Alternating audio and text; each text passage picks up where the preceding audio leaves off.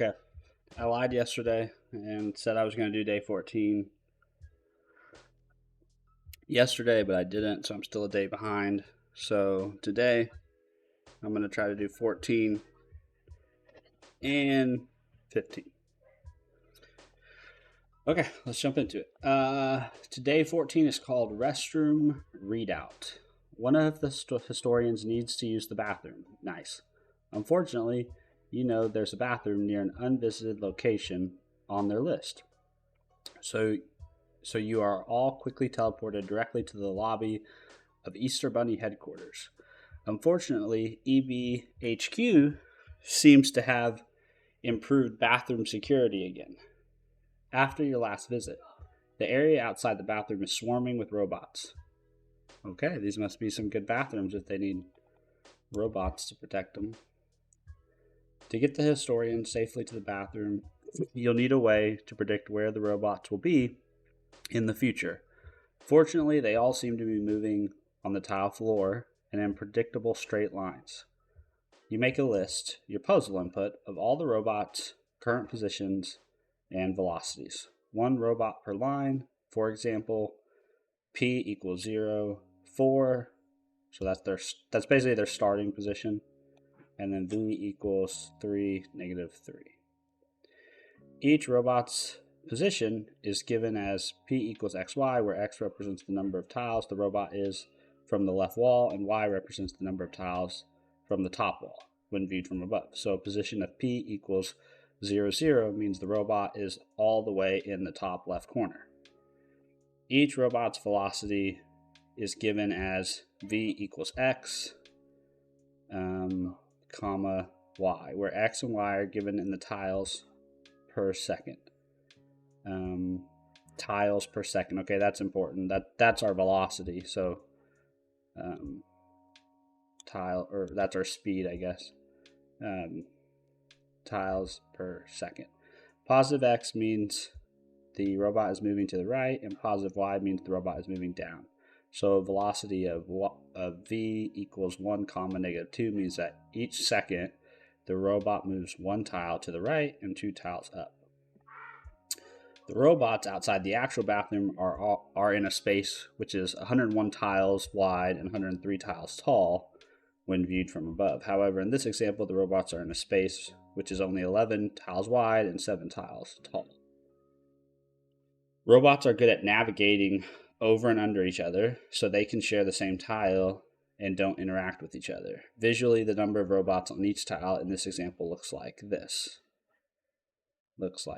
Okay? These robots have a unique feature for maximum bathroom security. They can teleport. When a robot would run into an edge of the space they're in, they instead teleport to the other side. So essentially the grid wraps around, effectively wrapping around the edge. Here's what robot 2 equals P 4 V equals 2 negative 3 does for the first few seconds. Yeah, so it's walking right, going right. It's going right and up, and then it goes right and up again, but that takes it off the map, so it wraps around and comes back down. Then right and up again, right and up, so it goes. So right takes it off top, and then it lands back down here, and then right takes it off, right and up, so it lands over here. The historian can't wait much longer, so you have to simulate the robots. So you don't have to simulate the robots for very long. Where will the robots be after 100 seconds? In the above example, the number of robots on each tile after 100 seconds has elapsed. Looks like this. To determine the safest area, count the number of robots in each quadrant after 100 seconds. Robots that are exactly in the middle, horizontally or vertically, don't count as being in any quadrant, so the only relevant robots are the guys that aren't in the middle. Okay, so I guess that kind of tells us this is always going to be even, I guess. or no, it's always going to be odd if there's middle. So it's always going to be an odd number of rows and odd number of columns. In this example, the quadrants contain 1, 3, 4, and 1. Multiplying these together gives a total safety factor of 12. So 1, 3, 4, 1. Predict the motion of the robots in your list within a space, which is 101 tiles wide, 103 tiles tall. What will the safety factor be after exactly 100 seconds have elapsed? Okay. So I'm just going to kind of type what I'm thinking here. This is our actual input. There's actually a lot of robots. So there's a 500 robots on a 101 by 103 grid. Yeah, there's going to be quite a few of them. So the first thing I'm thinking is obviously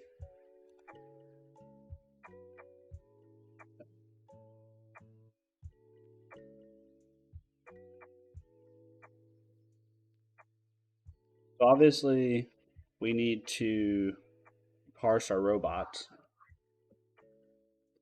So we're going to need something to represent our robots. I'm thinking we have a class that's like area, and then we have a class called robot.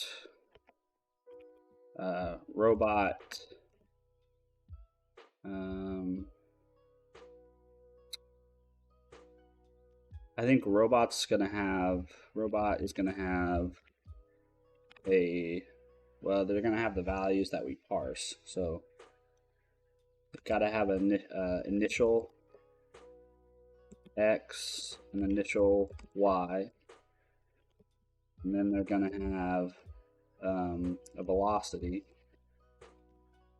x and velocity y.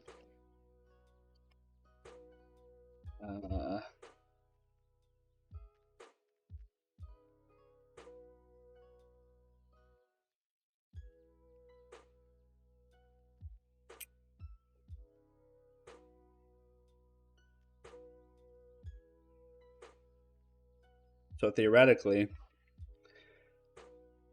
we should be able to advance a robot. We should be able to just to move a robot whenever we'd like.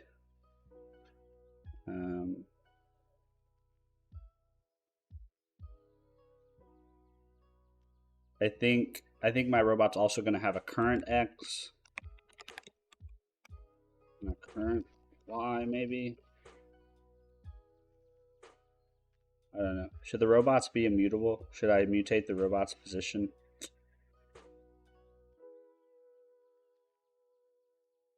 Probably. So maybe I just have current X, current Y.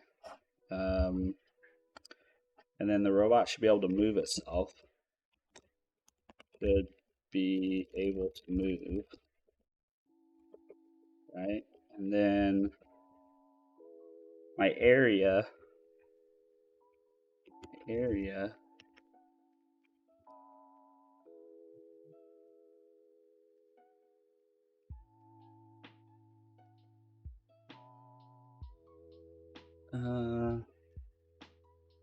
maybe not a class of area, maybe it's a class of simulation. And so my class of simulation is obviously going to have a it's going to have a size, so it's going to have a width, and it's going to have a height. And my simulation class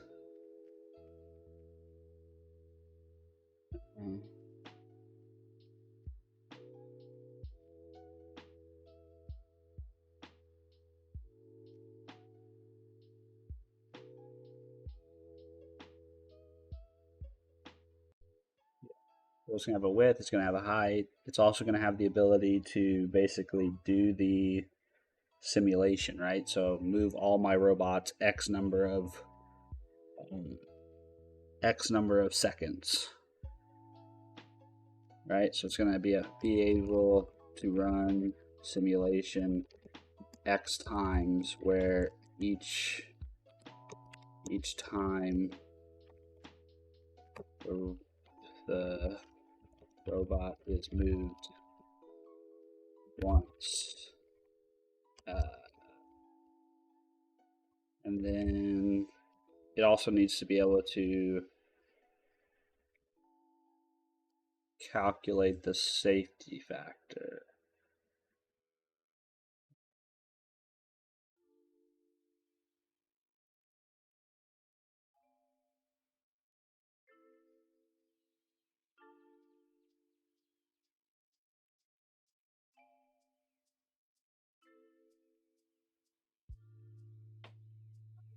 Maybe the simulation just returns the safety factor. Be able to run simulation X times. Able to run simulation each time this robot is moved once.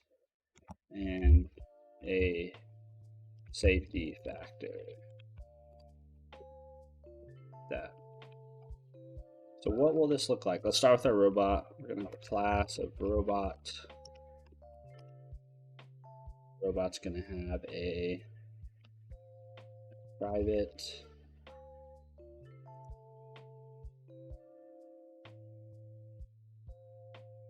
and these things don't really need to be exposed, so that it's going to have a private position, right? It's going to have private position of int.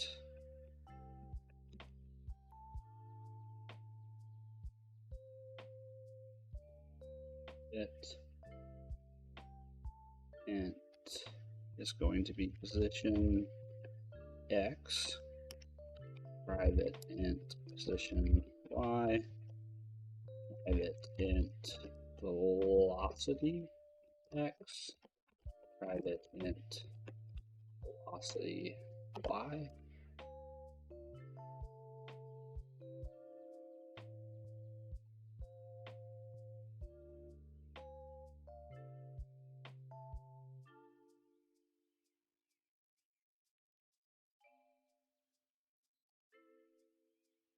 I think that's it that we need on that. And then we'll have a private constructor called robot that takes in a position X.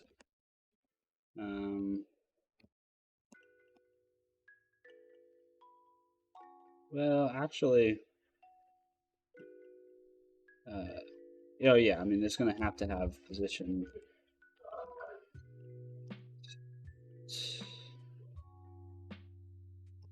X int position Y int velocity X int velocity Y.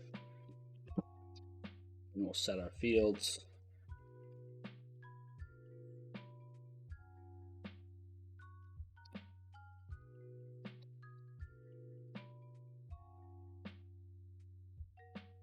Y velocity X velocity X.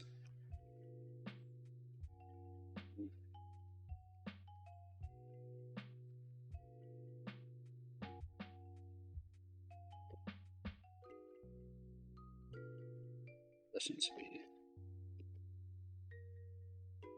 position Y, position Y.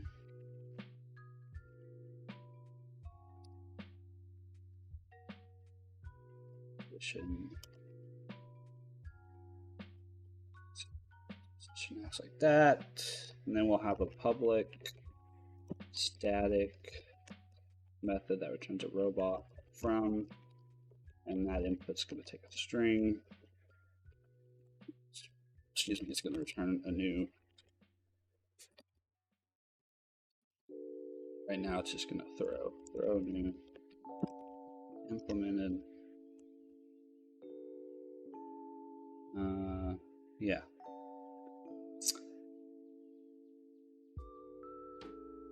we'll probably also want an overload of this that takes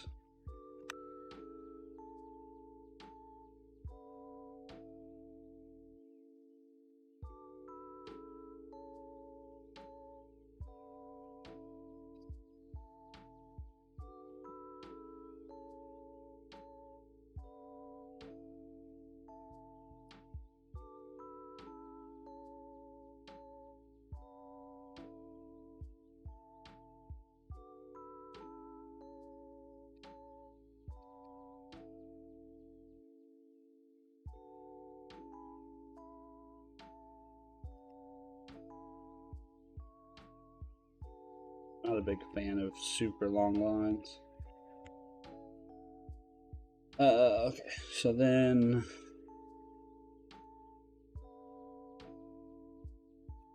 and then we want a method called like move.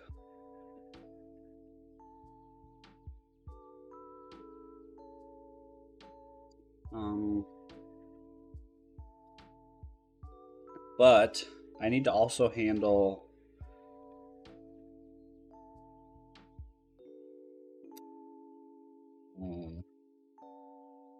I need something that's like public void.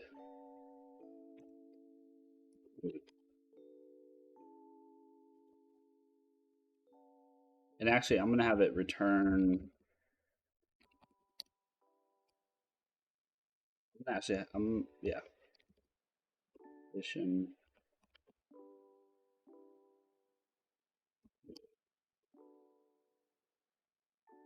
But my robots they're able to teleport. So robots need to know my edges. So I'm also going to have this method require, what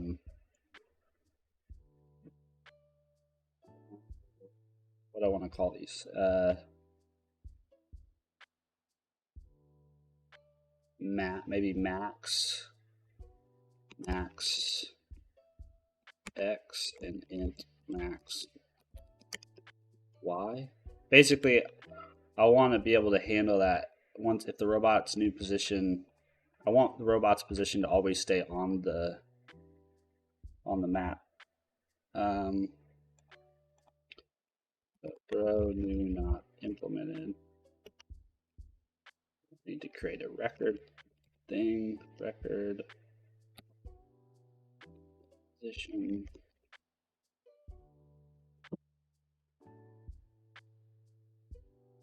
And I don't know. Is that worth it? I don't know.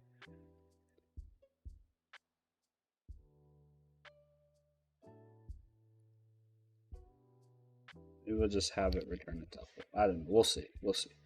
I don't even think I'll end up using this. But if I wanted to, right? Int y. Okay. So now let's see if we can't implement our from class robot test.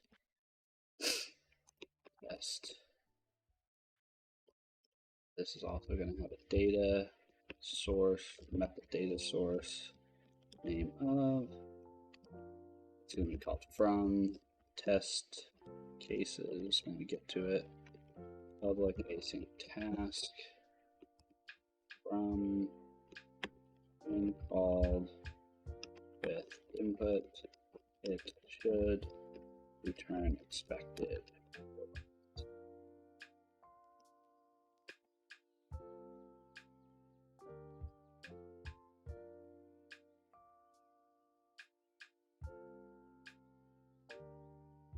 And we're going to have a record, public record here that's going to be called public record from test case. This test case is going to have a string input, and it's going to have a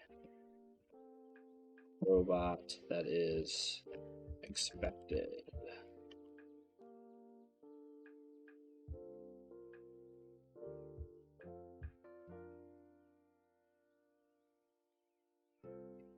No, I don't want to make it public. So instead, that's going to actually be int expected position, int expected.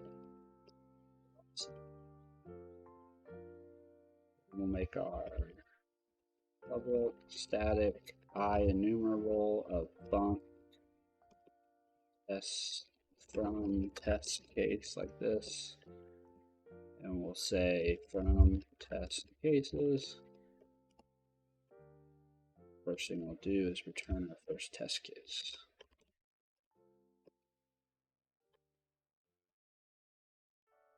New. This guy here, that's going to be our input. Expect initial position of 0, 4. And then initial velocity of 3, -3. I'm guessing the next part too is either going to be the robots can occupy the same positions or their velocity accelerates maybe on each turn of the simulation. This is int x, int y.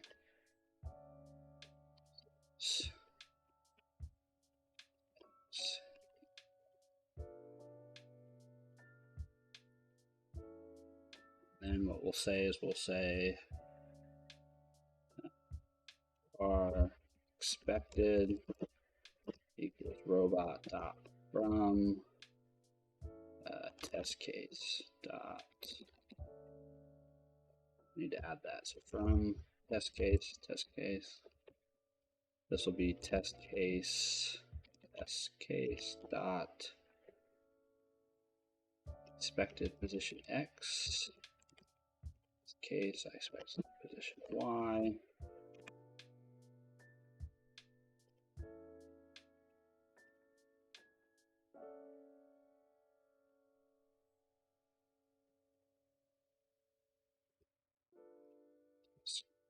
Test case dot expected velocity x. Test case dot expected velocity y. That. Then we'll say var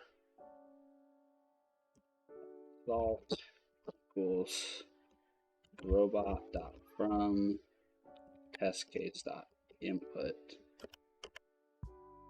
Should actually rename that to be capital.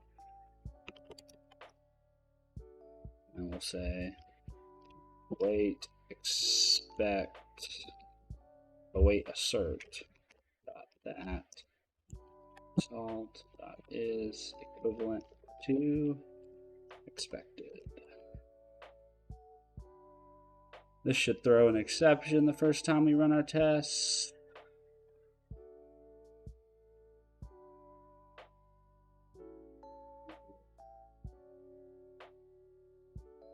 Now we can actually implement it. So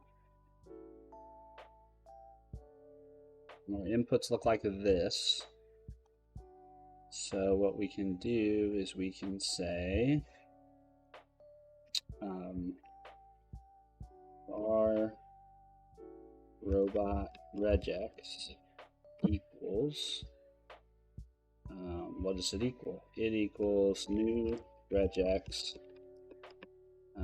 That's going to look like this. And we just want to get some capture groups out of it. So we want to capture this guy. That can just be any old digits.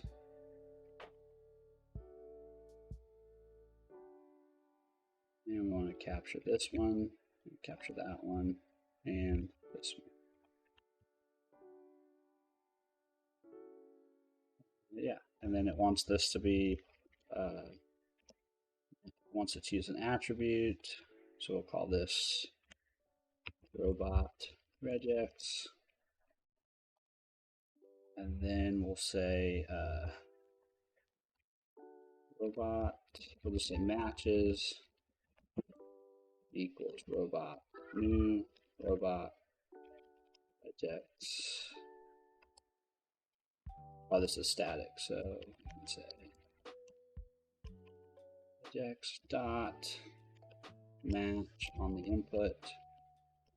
Then we can do a quick check to make sure that this has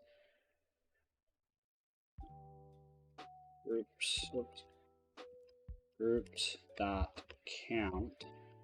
If groups dot count is not equal to 5, right? Because we should have a match for the whole string. Then we should have a match for each number. So if it is not 5, we'll throw new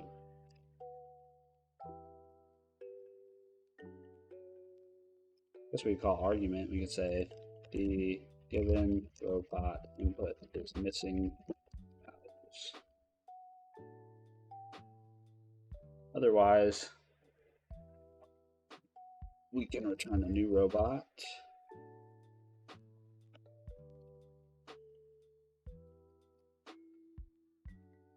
And that new robot is just going to be the following.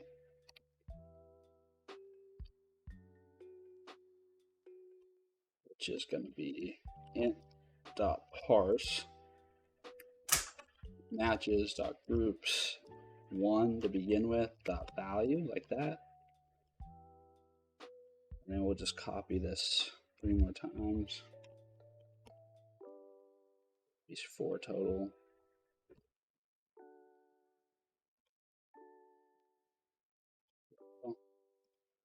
Go. We just need to change this to 2, 3, and 4. If we rerun our test should pass now. Nope, why isn't that? Oh, it's missing value, it's missing, okay. So let's take a look.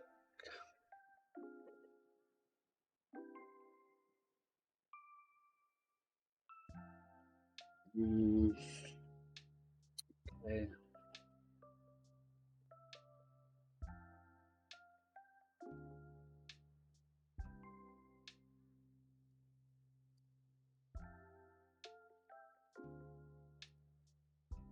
Is it the negative that's throwing it off? Need to have like an optional.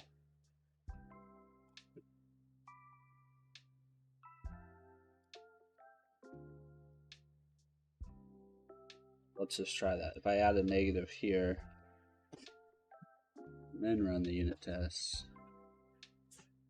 yeah, pass it. So I need to say this is optional. Regex optional character.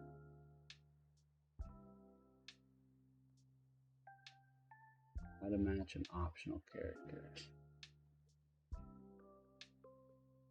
Yeah, it's a question mark, but how do where do I put it? I put it after the thing, so like this, that. Then if I take this away, does that work? Yep, okay, so then, but I don't think it's actually,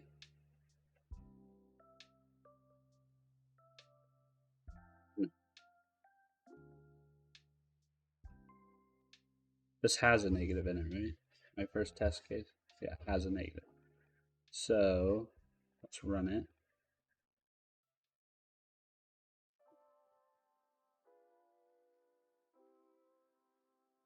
Is it including the negative though?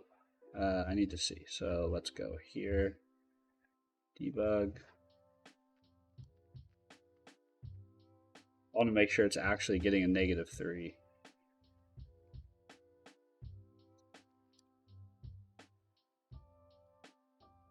Yeah, see, it's not. So I think I need to put that inside the capture group.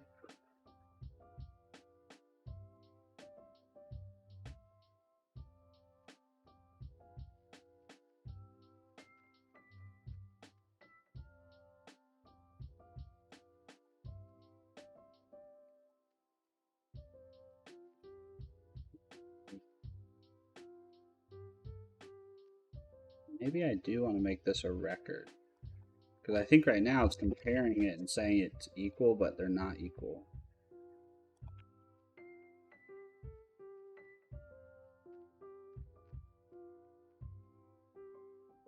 Or if it's because they're private.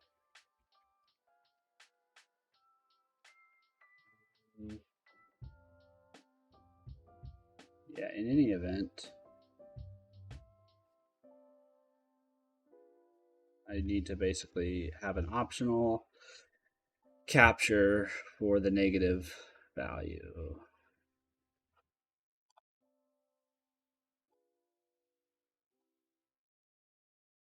Yeah, these shouldn't be equivalent, but I think it's because these fields are private, so maybe that's a mistake.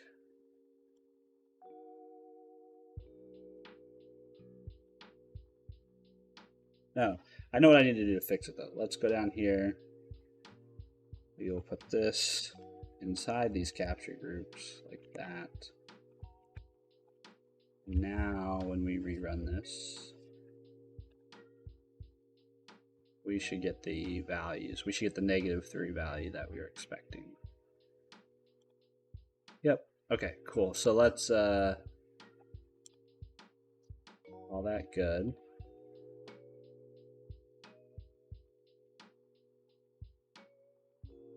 What do we want to do? We want to now add the rest of our cases here.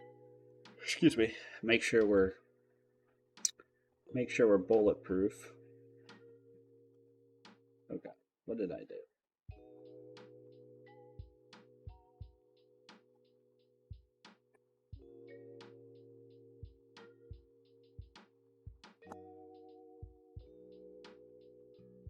I'm gonna say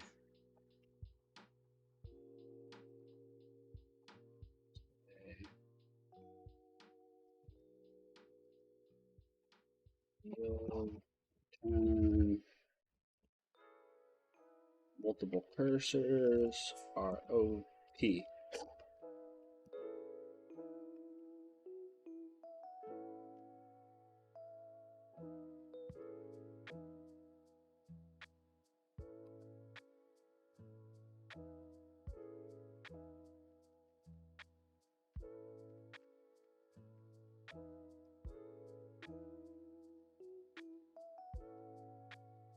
This is going to be 6.3.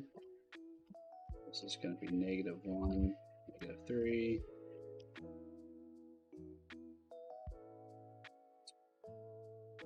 This is going to be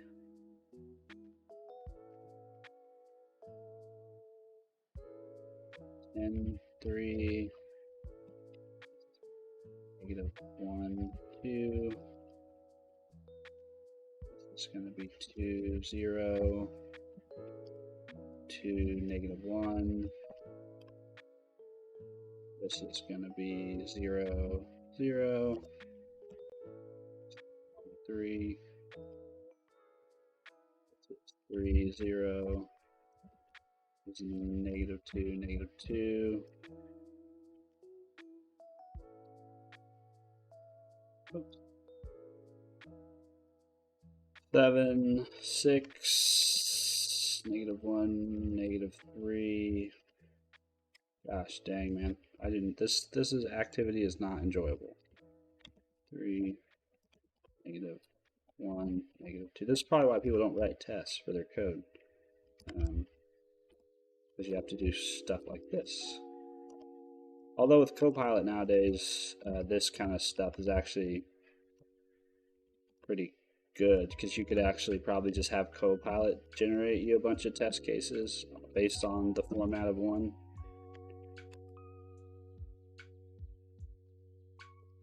Save you some time.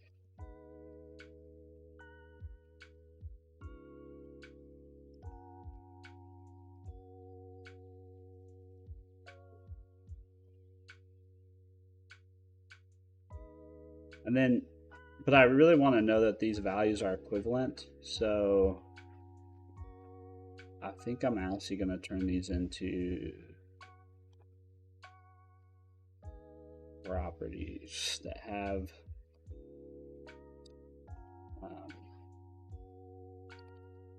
I have getters and private setters.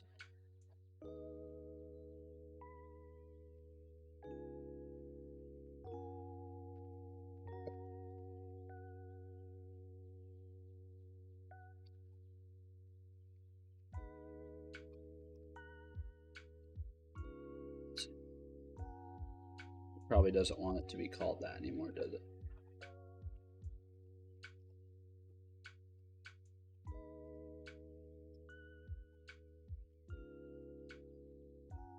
I'll turn this into a record.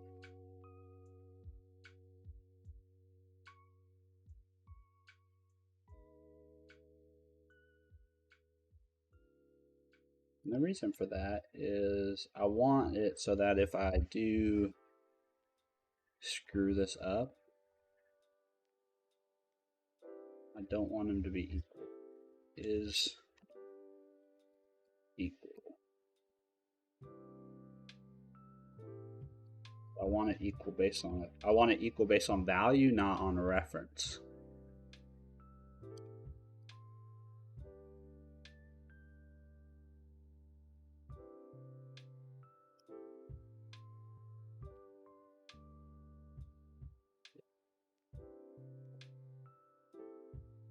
So now I should be able to say run unit tests and have confidence that we're parsing correctly. So we can definitely parse our robots, so that's good. We still need to implement the move functionality. So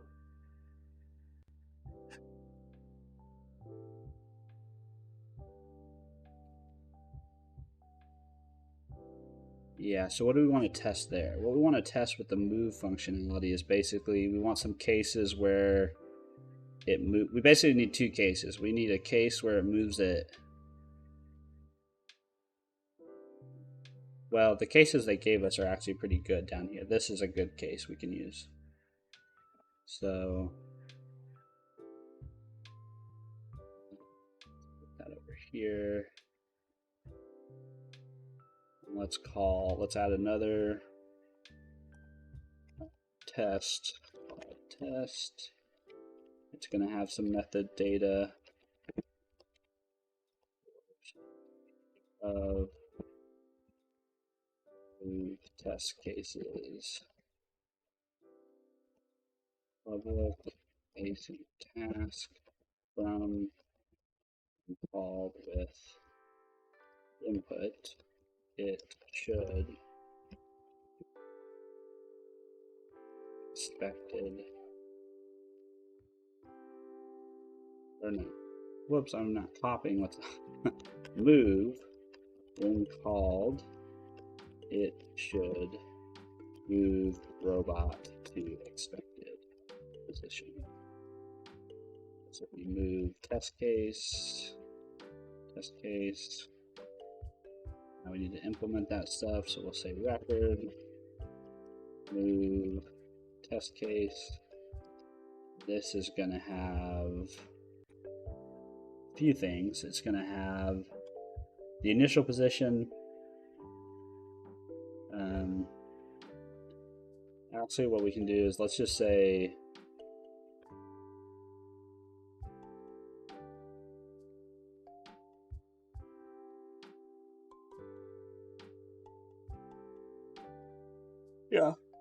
it's going to have a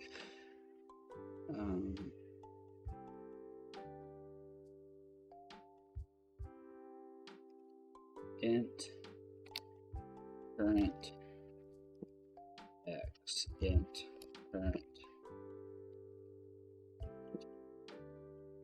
y, and then it's going to have a int expected x and int expected y. That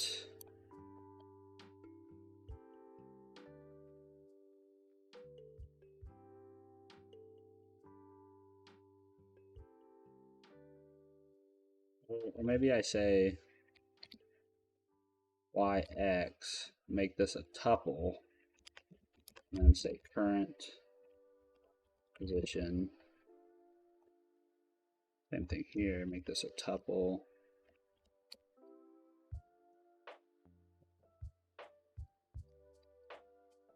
Said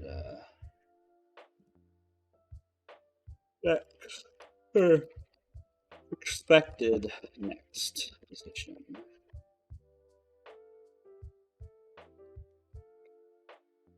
That guy. Static, I enumerable, func, move, test case, from, or no, move, test cases, and we'll yield return a func that returns our first test case. So we're just going to basically have a test case that moves through these 5 spots just to make sure that we can handle going off the sides. So this thing's always going to have our test velocity equals to -3 velocity, and then this is going to be, let's see, 2, 4 is the start position. 2, 4.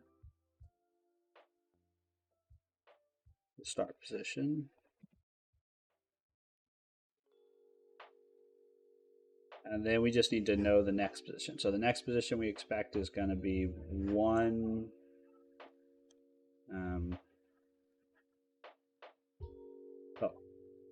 We actually need another int x, int y, and this is going to be our velocity. This would be 1,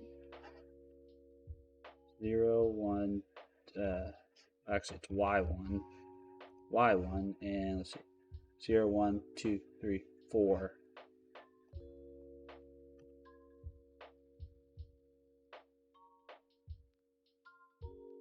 Make record. Oh. Yes, it needs to be public. Okay, and then we can copy this. Oh. Copy. I think there's 5 of them. 1. So 1, 2, 3, 4, 5, 6. Need 6 cases here.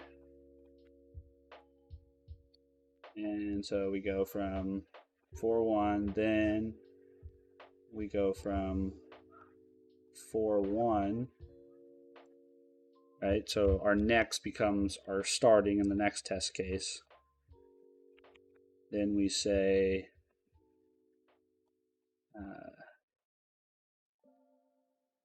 4, 1 goes to what? 0, 1, 2, 3, 4, 5. 5y, and then 0, 1, 2, 3, 4, 5, 6. That's x. You know, they can make life a lot easier on us by just giving us the coordinates too. That would make setting up these cases so much easier.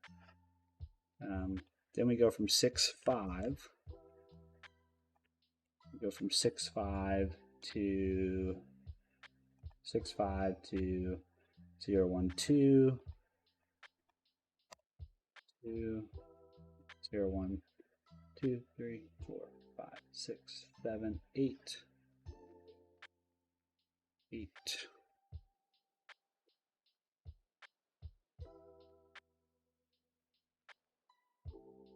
8, 2.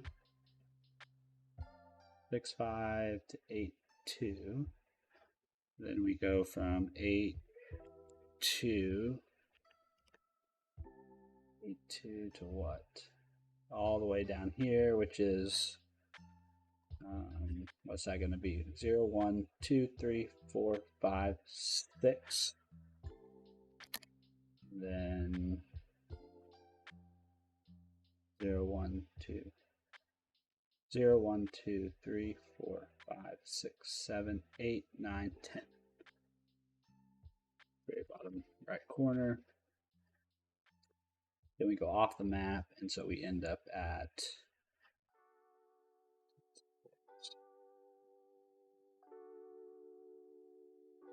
go to 0, 1, 2, 3, 3, 0, 1. Guess we only needed 5. Okay, so now let's go up here and say our machine equals not machine, bar robot equals robot.from, and we can pass it our test case dot current position x, test case dot current position dot y.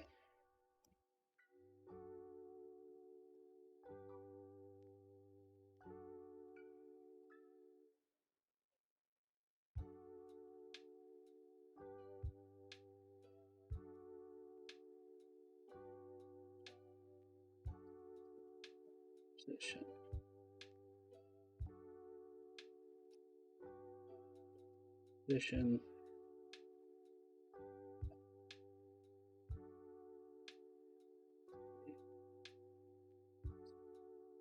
Then what we can say is we can say bar result equals robot dot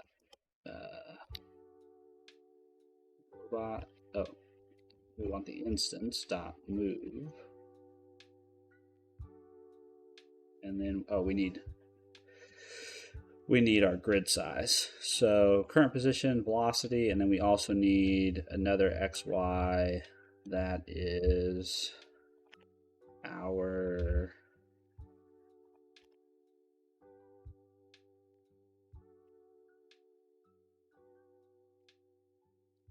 this is going to be our int width and int height. And this is our space or area. I don't know what the right term is there. And that's going to be the same. Var test area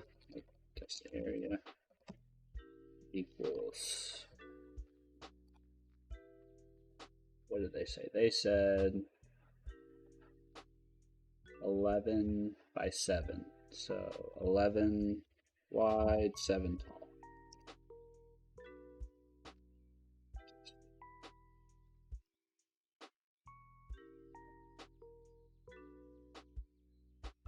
The test area, that.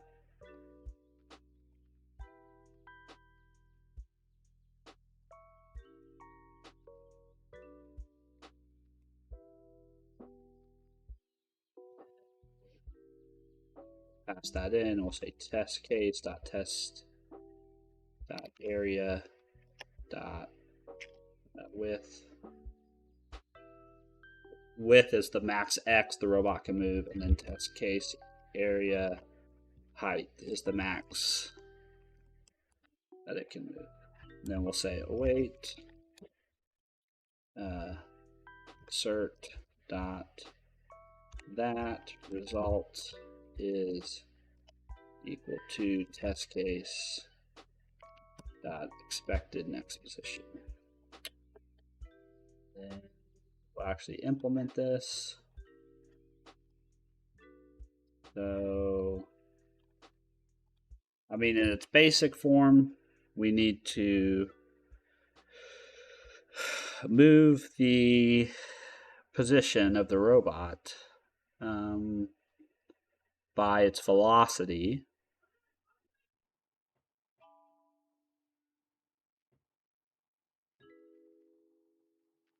So at its basic, we need to do this. We need to say position x equals position x plus velocity x, like that.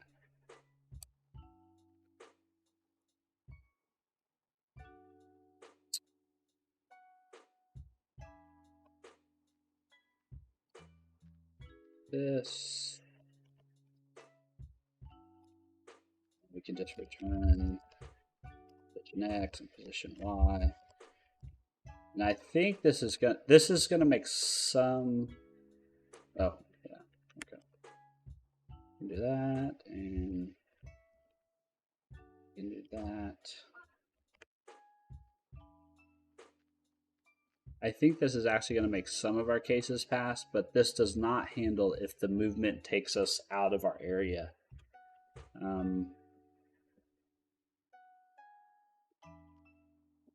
Let's close this tab.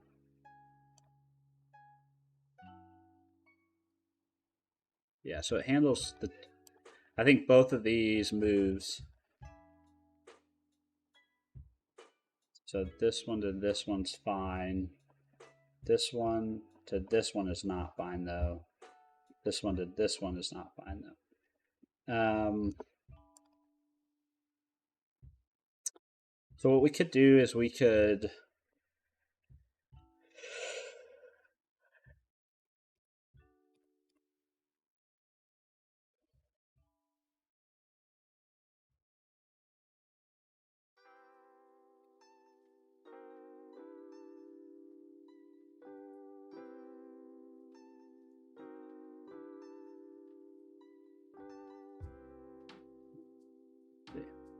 We could calculate the next.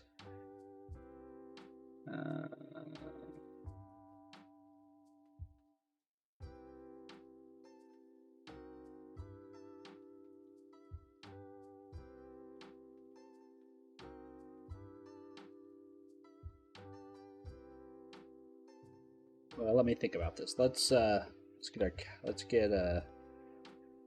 just do a for instance here.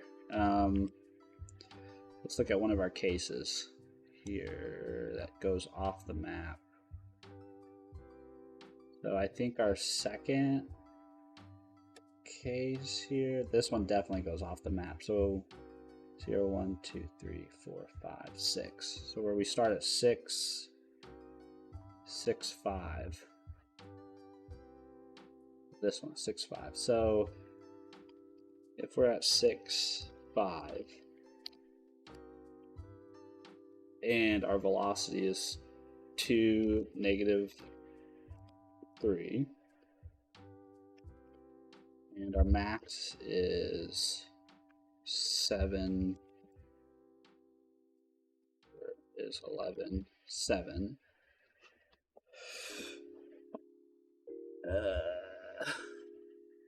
What does that mean?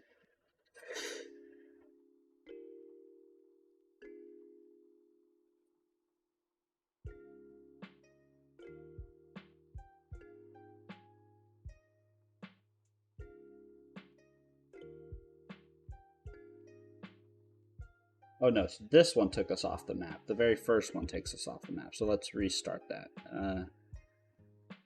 So 2, 2, 4 takes us off the map. Because the next expected position is 4, 1. So next speed current. And this is our maxes. So at the speed, if we were to actually do this, right, this would take us to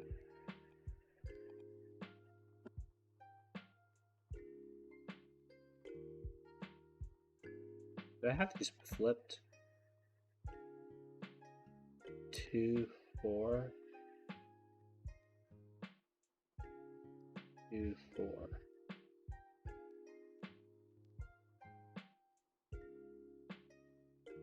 Here's what robot 2-4 does for the first few seconds.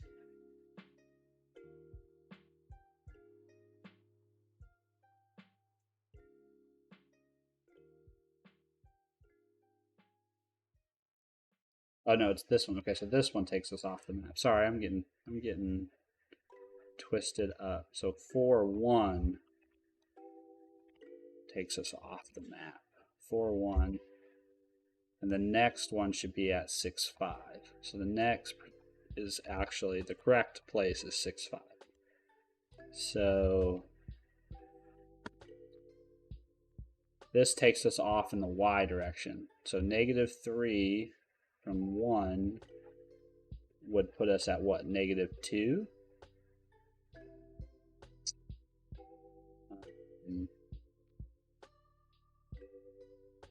Yeah, so this would put us at 2. No, 6.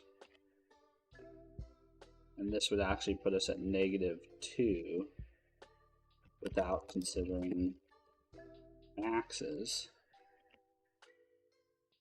Now max minus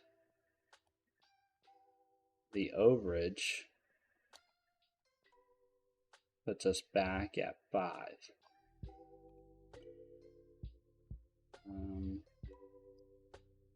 But I also think that I could actually use the max to get there too, right? So if I did 1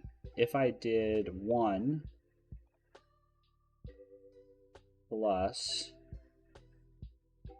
-2. Oh, sorry, hold on. 1 plus -3 plus 7 divide by, no, not divide by, mod. I want to mod by. So can I do that in the terminal? So if I did 1 plus -3 plus the max mod the max.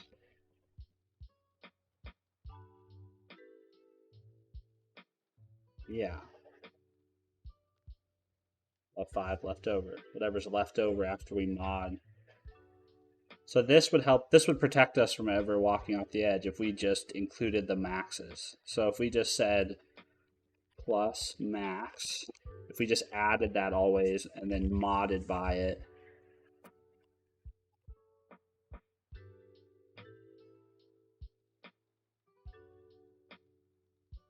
right? Because you can imagine if we go twice, let's say for instance we have 1 plus, let's say it's going really fast, and let's say it's going 13.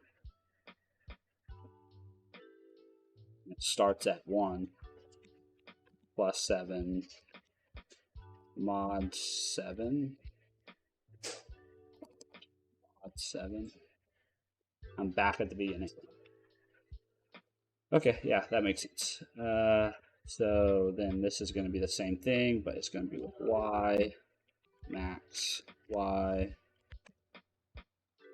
mod max.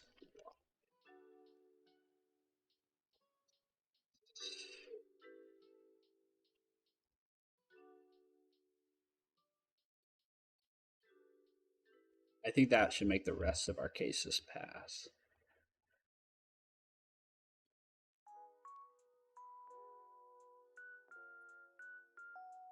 There we go. Okay, cool.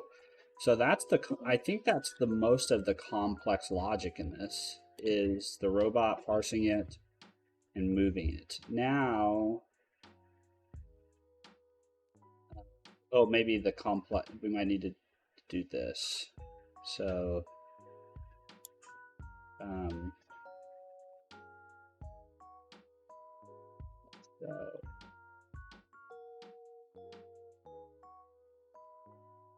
okay, now I think now what we can do is we can work on our, this doesn't need a getter because we're not ever changing it. Let's see. I don't think now we need this guy. Let's see. Let's remove these notes here. But now we need an area class. So we need a class of area, or class of simulation, what we call it. And again, this is going to have a private read-only list of robots. Private constructor. simulation. This simulation is going to have a private with int. Private read only int with.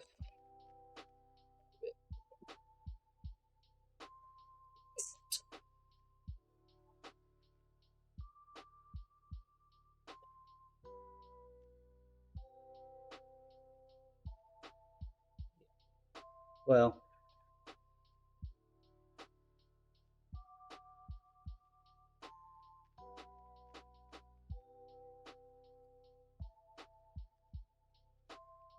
yeah, that's fine.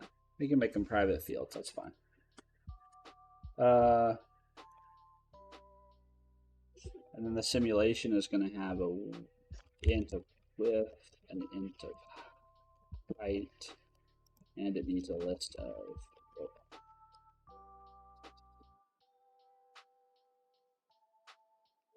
those fields.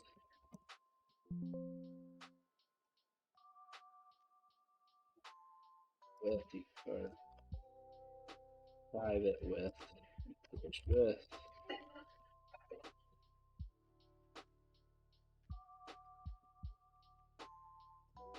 That. And then we'll of course have a public static method that returns a simulation. It will take it from a string of, or an array of strings. And that will then look like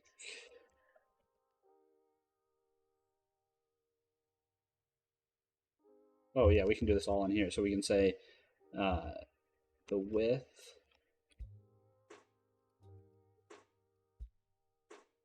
is going to be equal to input 0 dot length. The height is going to equal to the input dot length.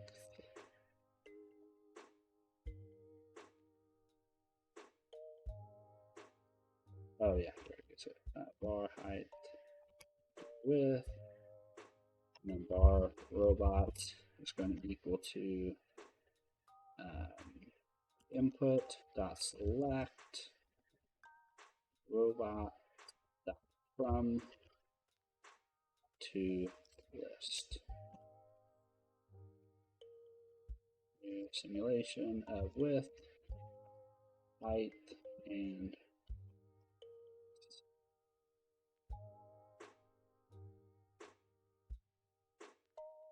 I guess we could make this, those inline variables are kind of unnecessary, yes.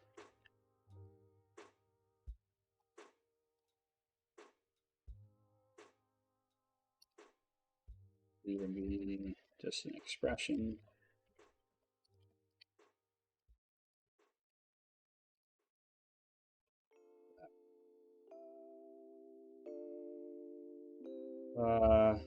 And then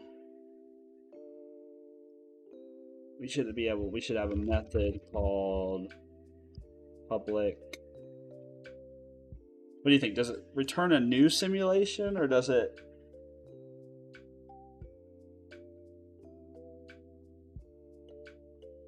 I think it just does it mutate the.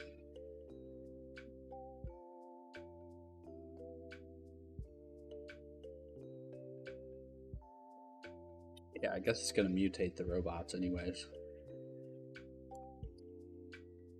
So maybe just void for now. Void run. Oh no, it's going to return the safety score. So we're going to have to run.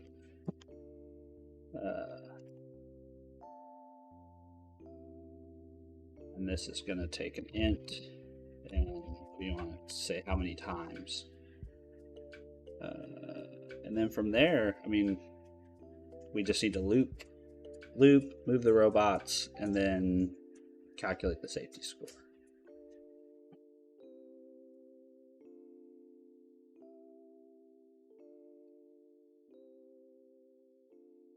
Oh, you know what we should be able, what else we should have here is we should have, um,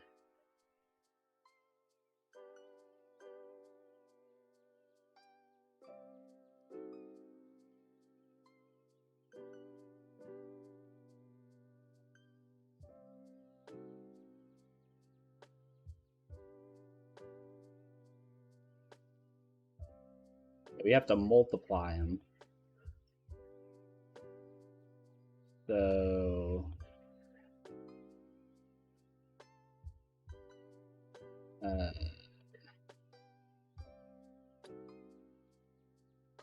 we should be able to,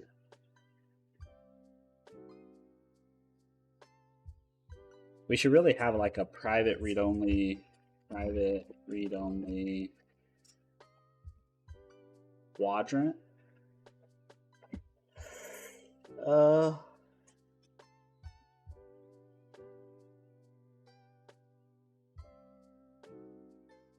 yeah, we should really have like a list of quadrants. What would you say? Primary constructor? Yeah, I could definitely use a primary constructor. I kind of like this. I just kind of like the API that static method gives you, where you can just basically say bar simulation equals simulation from, and then take in an input like that. But yeah, you could definitely do primary constructors here. And in some of the earlier puzzles, that's what I was doing. Oh, I see what you mean. So get rid of that, the duplicity of having to assign the fields. Yeah. Okay. I like that. Let's see. Let's go back up here.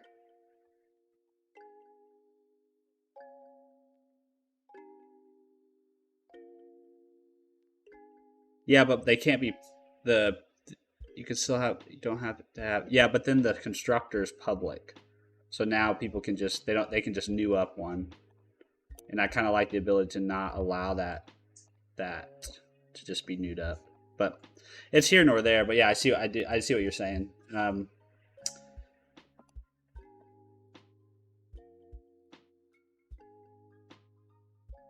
Okay, so now we want to run it. So for each,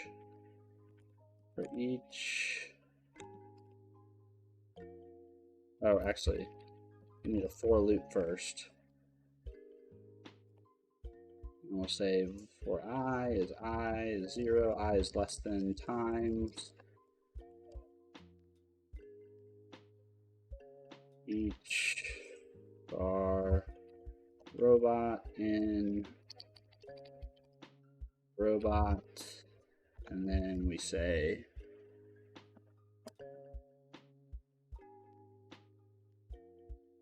what do we say here? We say robot dot move, and we just need to give it the area's height and the area's width.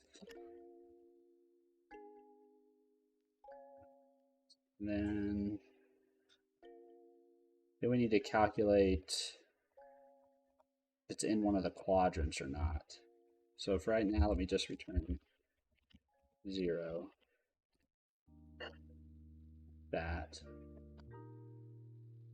But what I need to do is I actually need to find out, okay, after I move all the robots, how many are in each quadrant? And how do we determine a quadrant? I guess we find the middle. So this is 0, 1, 2, 3, 4,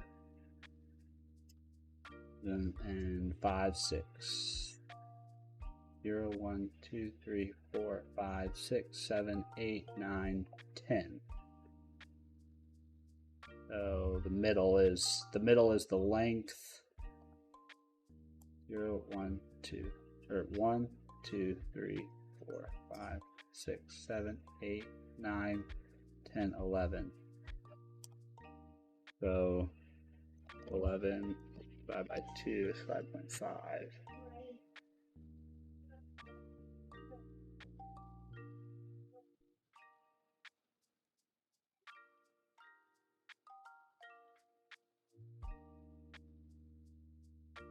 Oh, but if I did 11 minus 1, 2, 5. If I did 103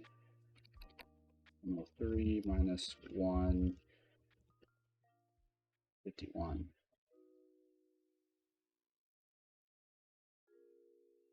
And then the middle position here is 1, 2, 3, 4, 5, 6, 7. There's 7 divided by 2. I guess I'd do like math.4.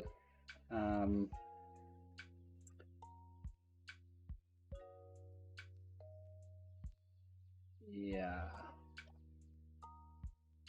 So I think I'm going to add something here and say private read-only list of int x and int y. This is going to be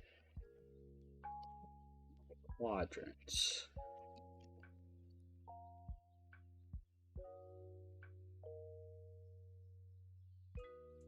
Oh. And then my quadrants are basically a combination of the maxes and the mins. So var middle column, I guess I'll say, for lack of a better, middle column is going to be equal to math floor width divided by 2. With y. It's not too decimal, that's fine. Our middle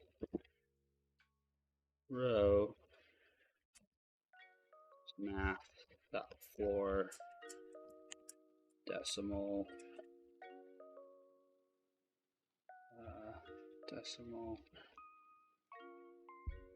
and then it's going to be decimal height divided by 2.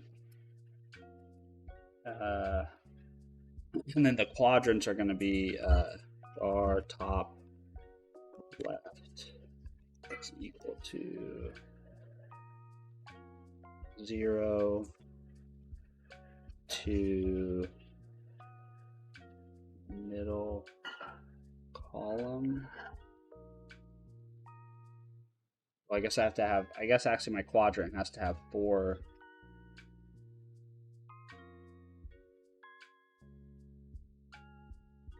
Right? Because basically what I need to know is, are you greater than or equal to the lowest x? Well, are you between these two, and are you between this two? So each quadrant has a lower y, has a min y, a max y, a min x, and a max x. So this actually needs to be a little bit more complex. This needs to be min y, max y, min y,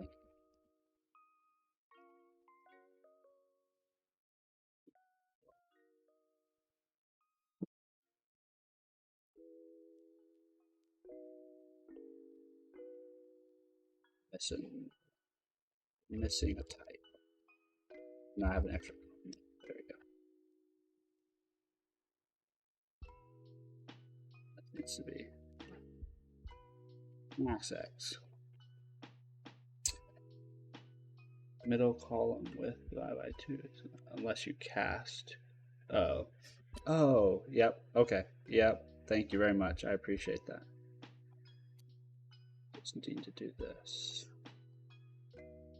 Because an int won't hold the 0.5 or 3.5 or 5.5. It's just going to return me the whole, the part of the number that's the whole. So I don't need that. Someone in my chat suggested that. Okay, so then my top left quadrant, quadrant, I don't know how to spell, is just going to be, it's going to have 4 numbers. And so it's going to go from 0 to the middle column. And then it's going to go from 0 to the middle row. So that's my max, that's my min x, my max x, my min y, and my max y for that quadrant. And then var top right quadrant is going to be middle column height.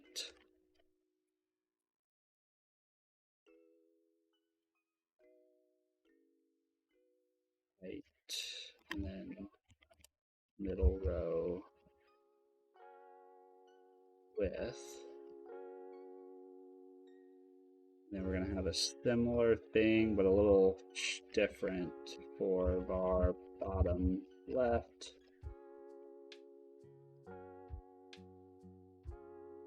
Bottom left is going to be the same thing as up here.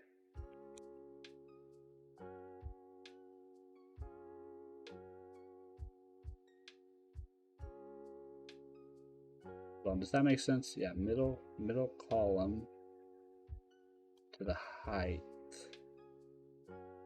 Oh no, I flipped those. Middle column to the width. Middle column, just this guy, to the width. Then this should be 0. This should be 0 to middle column. Middle row, sorry, middle row. Then this should be still 0 to middle column, but now in the y direction, it's middle row to the height. Then var bottom right quadrant.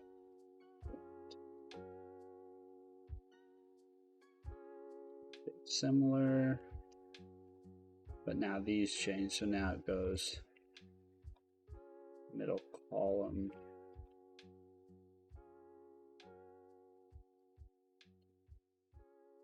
and I actually think I have to offset these a little bit, because when I do my check, I want to check if it's greater than or equal to or less than or equal to. So this actually should be middle column minus 1, because I don't want to consider anything in the middle column.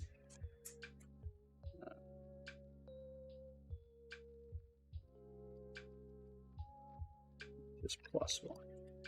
Right, so middle column is 5, then I actually want anything that's greater than or equal to 6.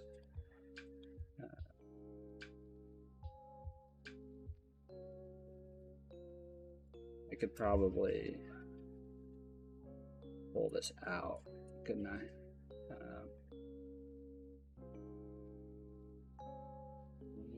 Var, I don't know what to call it, var boundary, var x boundary or something, var lateral bound, I don't know what to call it.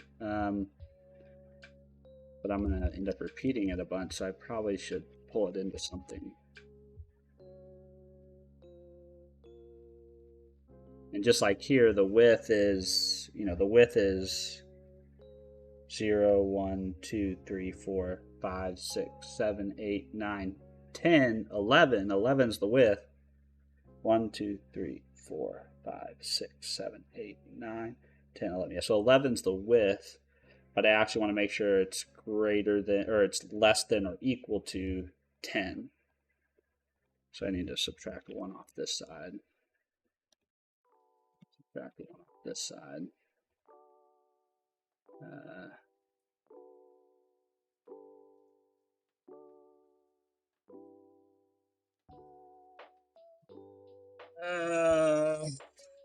Middle row.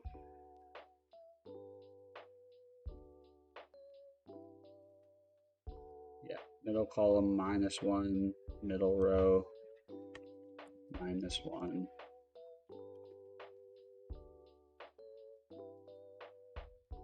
That's going to be middle column +1 with -1. This is going to be middle row -1.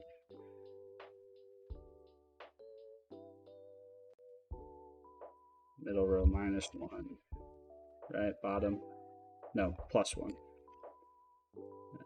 And the height is -1.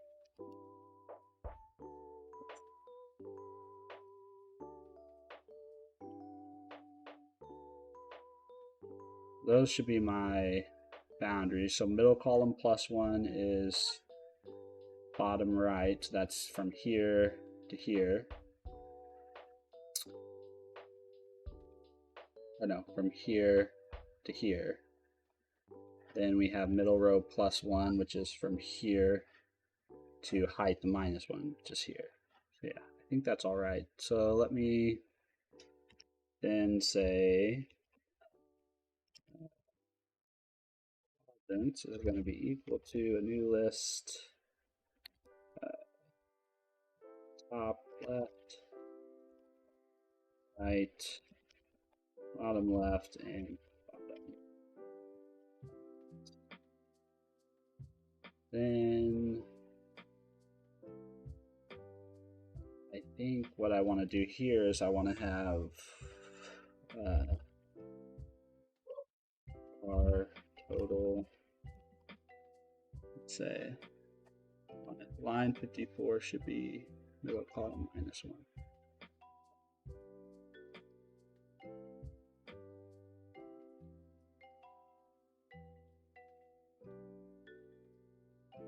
Oh, yep, you're right. Thank you. Lots of help. I appreciate that.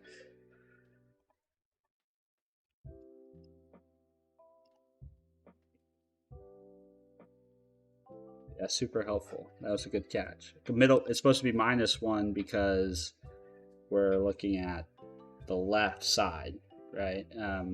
Same thing with the top left. We're looking at the left chunk. Then we need to do our actual accumulation. And the whole reason I had that list of quadrants was so that I could say var qua. I don't know why it's so hard for me to spell quadrant in quadrants.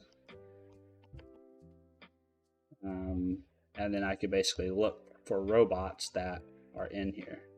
So I think this could be as simple as a one-liner that says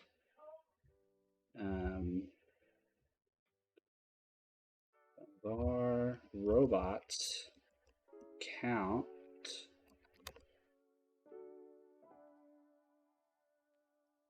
Is there a method I could pass?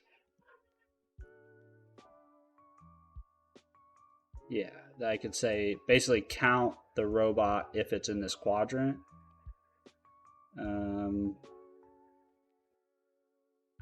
But I need to multiply them, don't I? Yeah.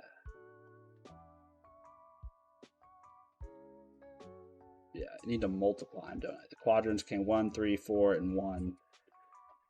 So I need to multiply them together. So I can't add them because that would give me the wrong number. But I don't want to mod by 0. Or I don't want to multiply by 0. So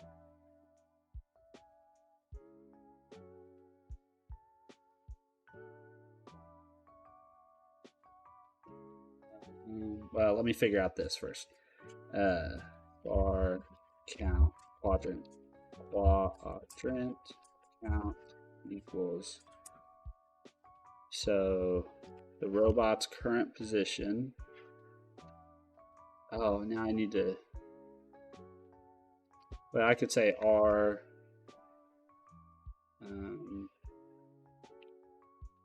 I say is in quadrant. And pass in the quadrant like that.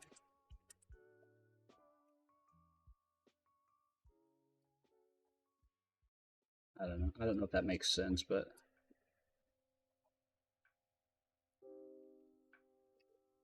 pool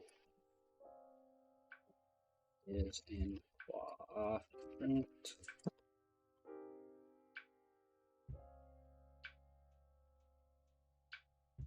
And I probably shouldn't just be passing around this tuple like that, but in the sake of time, I'm just going to go ahead and copy it. This probably needs to be a record. Actually, let's just make that a quick record.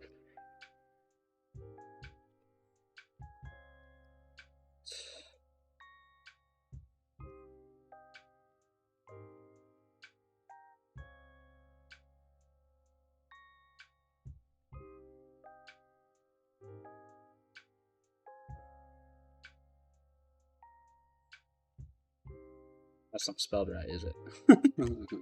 Quadrant. That next, and then say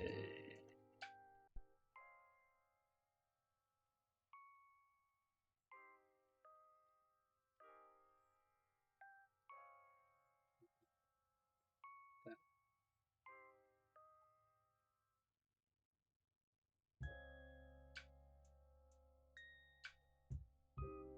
Then this is going to take a quadrant.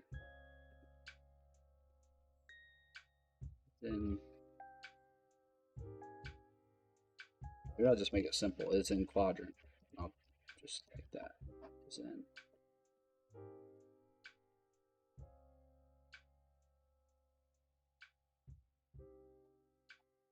Is in.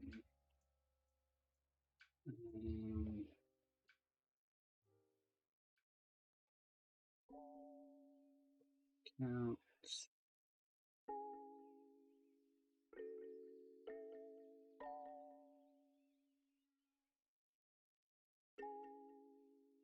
Yep, our quadrant counts.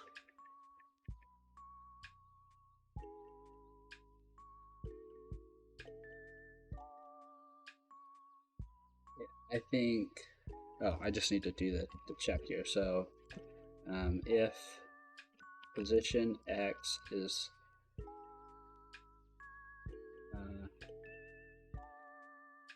position X is greater than or equal to quadrant.minx, and position X is less than or equal to quadrant max X, and position Y is greater than or equal to quadrant dot min Y, and position Y is less than or equal to quadrant dot max Y. And we know it's in there.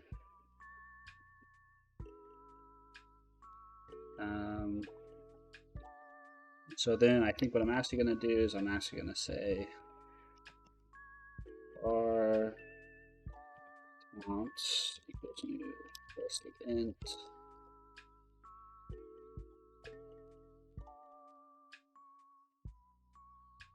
say count dot add quadrant count.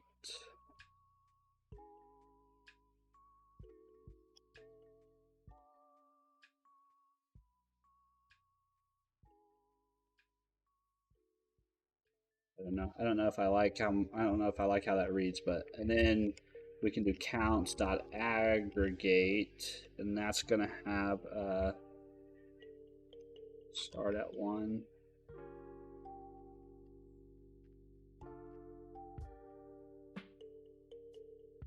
Well, if I'm gonna do that,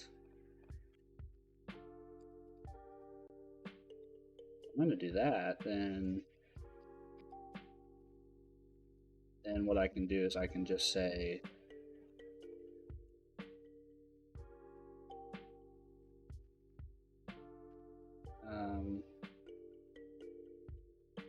Then I can just do that. I can't just say var total, then return the total.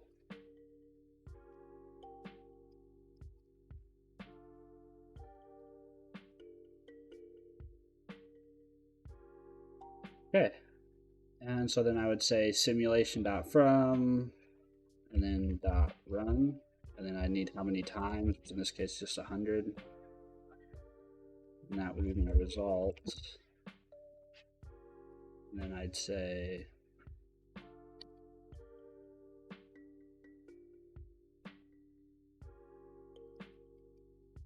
the safety factor will be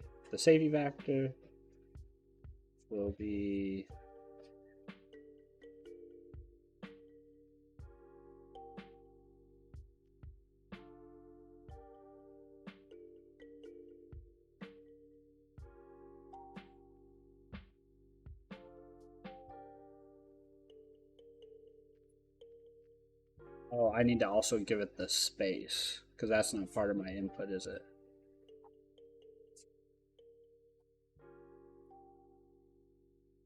Yeah, so this is just completely wrong.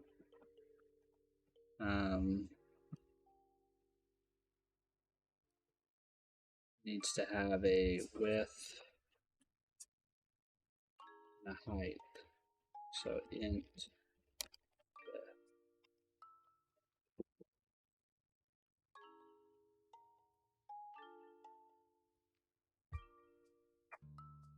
I've been sitting for too long. I'm growing uncomfortable.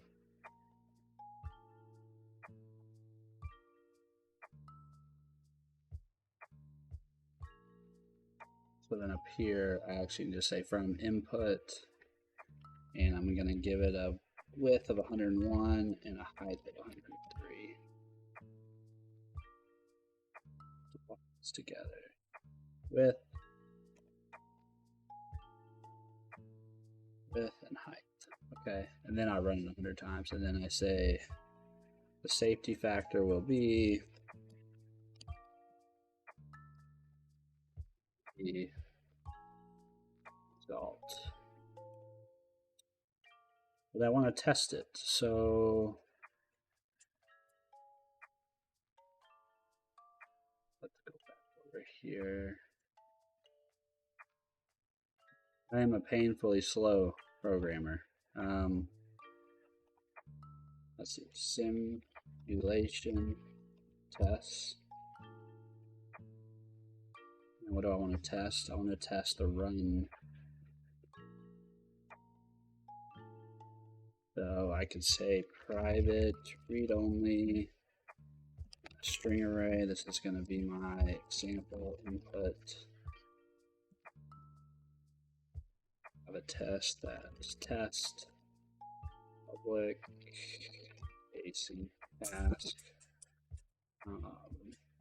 run called with example input with return.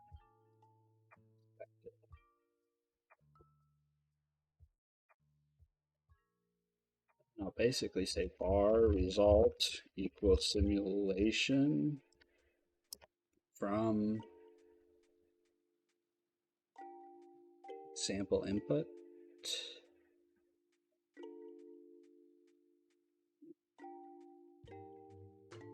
Yeah, and that's going to have a width and a height. So this is my example input. No, these are my example inputs, aren't they?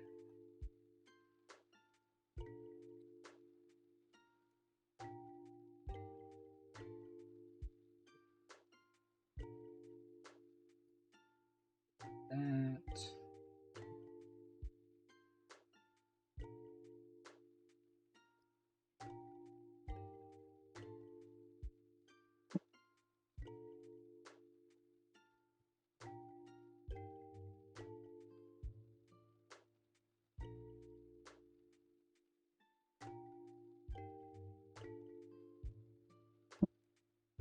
That's my example input, and then I would say My height is going to be 11 tiles wide and 7 tiles tall. 11 wide, 7 tall. And an example. And I'm going to run it how many times? 5 times? This one can't. In the above example, the number of robots on each tile after 100 seconds has elapsed like this. Okay, so we're still going to run it 100. Wait, sort dot that result is equal to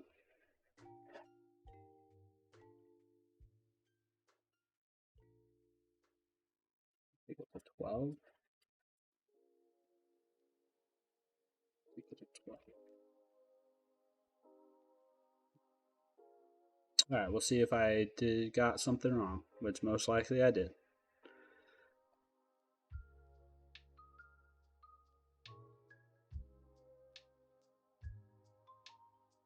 Got 12. Got.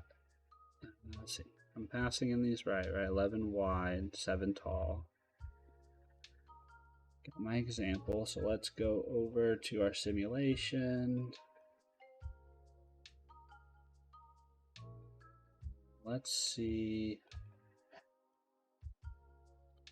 Just for debug purposes, stick this in a private variable or in its own variable.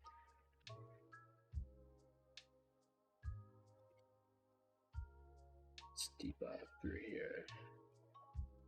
We know what these counts should be.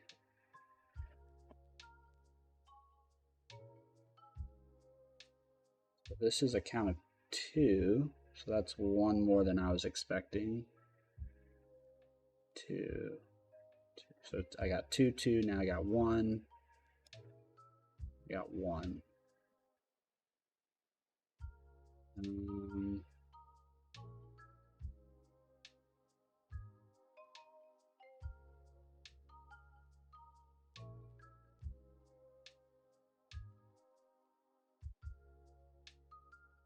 I don't want to tackle this. I guess the first thing I want to do is I want to make sure the robots are in the right position after they move, which I think they are. Let's go down.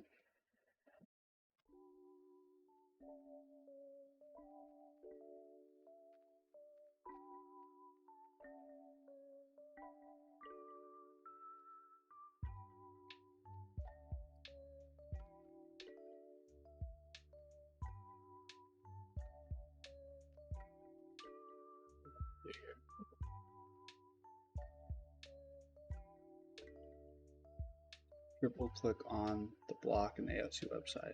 Selects the whole block.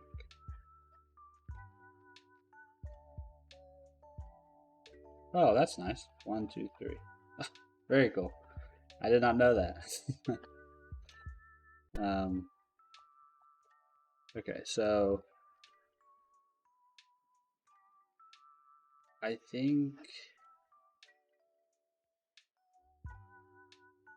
I basically want to know if the robots are in the right positions.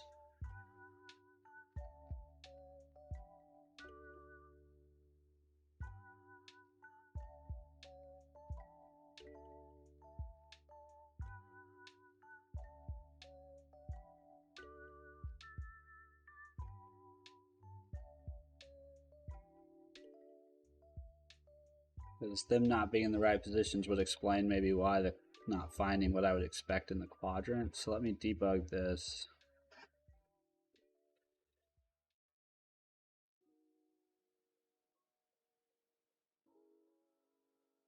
Explore our robots.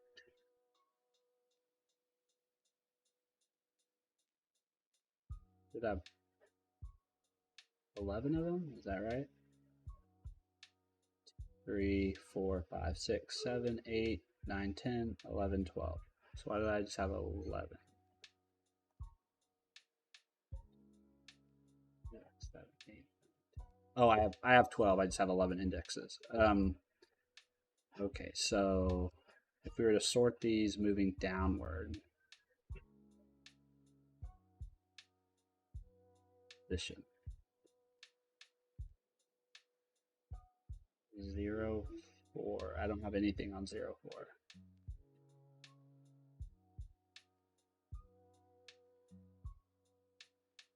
Okay, so I don't have shit in the right position.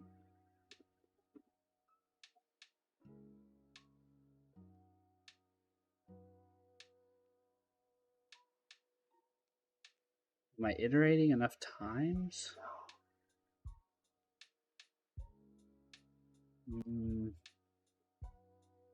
Yeah, I'm just doing...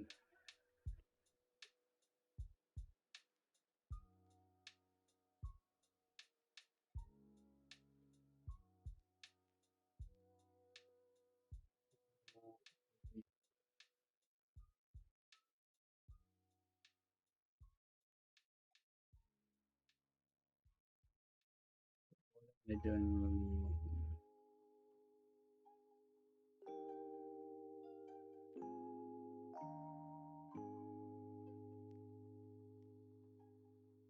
Because all of these pass. I checked all these. My moves are alright.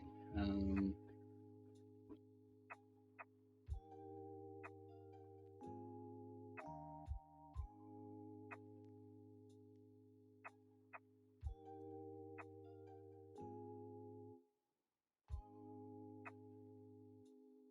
I have anything in the right position? 1, 6. No, I don't have anything on 1, 6.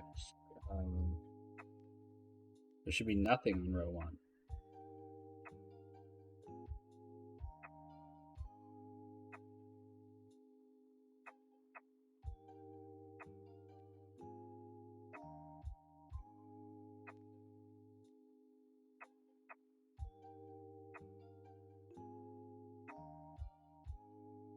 I am actually moving the robots. I am reassigning them.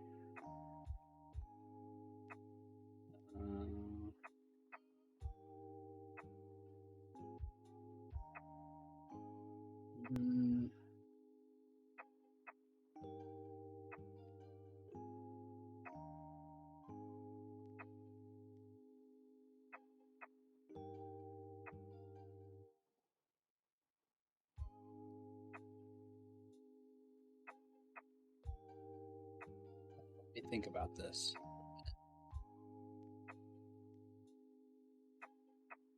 Get the regex, I get the...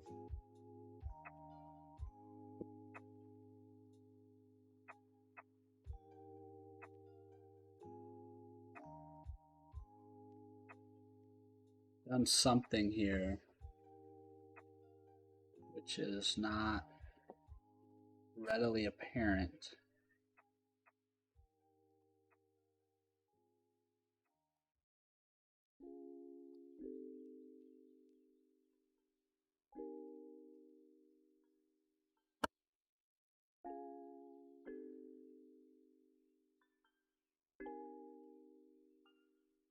Each robot move. Oh, I flipped those. This should be width, and this should be height. And that is why you probably shouldn't just pass ints around everywhere. That is probably why. So now let me rerun my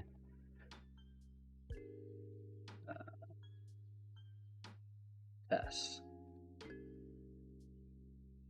There we go. Okay. Gosh, man, that was a sneaky one. It really wants me to do this with a link expression.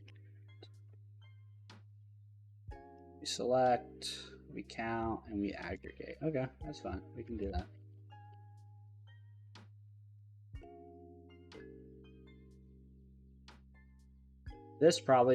All this right here probably isn't necessary. We could probably actually just find this middle point and then if check and increment a value and stuff, but every simulation should have quadrants, so might as well just do it in the constructor and have it. Okay, so let's try it on our actual input.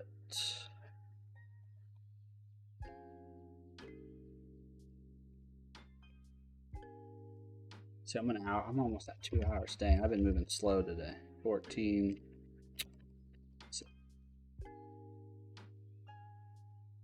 I really hope part 2 doesn't introduce some crazy...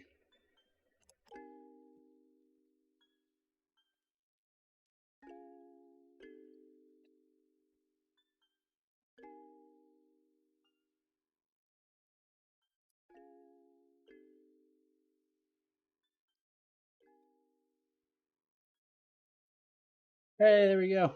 Let's go. Okay, so let's go to part 2. During the bathroom break, someone notices that these robots seem awfully similar to ones built and used at the North Pole. If they're the same type of robots, they should have a hard-coded Easter egg. Very rarely, most of the robots should arrange themselves into a picture of a Christmas tree. What is the fewest number of seconds that must elapse before the robots to display the Easter egg? Oh shit. Oh my goodness, that's okay. Damn.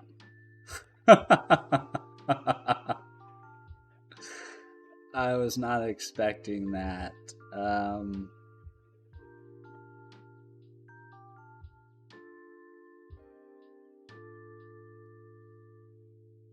So I guess I need to kind of think about what a Christmas tree looks like in a grid. Damn. So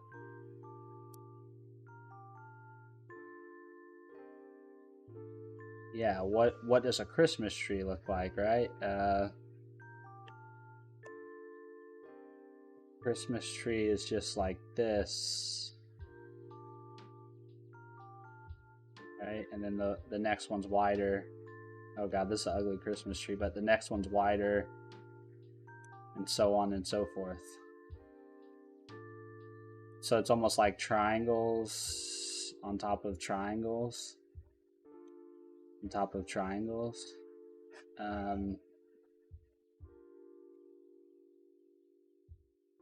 During if arrange themselves into a picture of a Christmas tree. Although it hasn't changed, you can still get your puzzle input.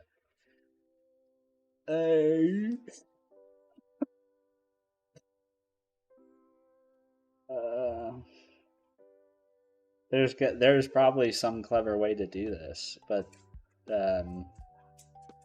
it's not readily apparent to me how one would know if the robots are in a Christmas tree configuration.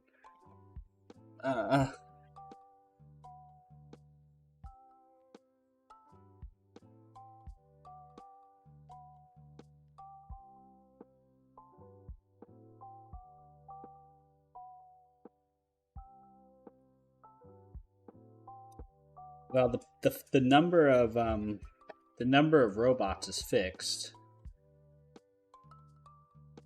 right? So we have a fixed number of robots, which is our input. It's 500.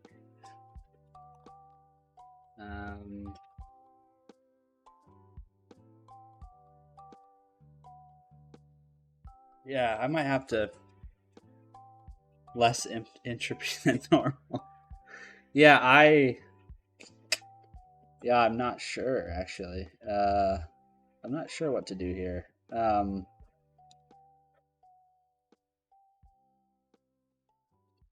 I didn't mean to do that.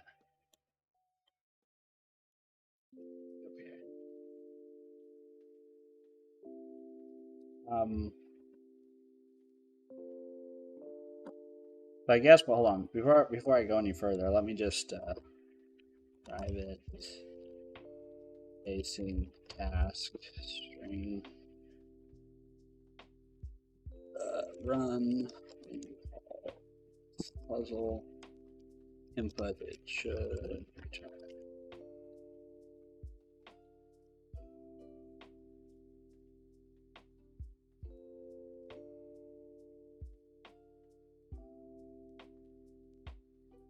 Oh no, that's not, I don't want, well, I do need that test method, but that's not what I was trying to write.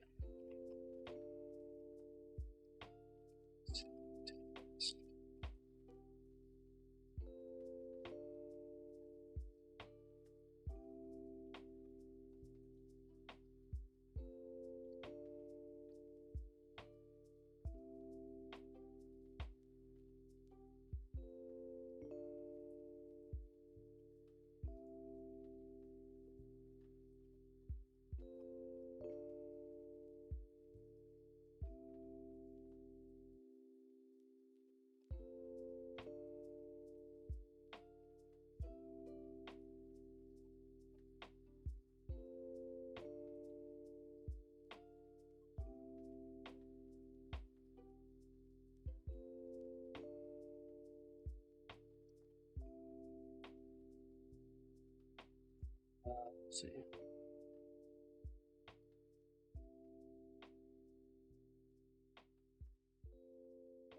This.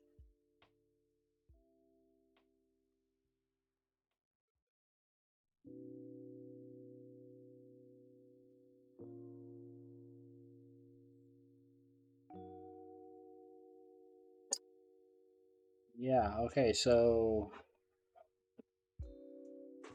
I mean, it should be as simple as moving the robots and then checking for a Christmas tree configuration, but figuring out what the Christmas tree configuration should be is the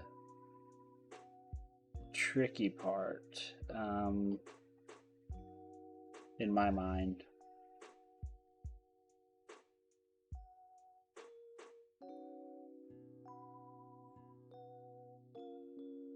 Um,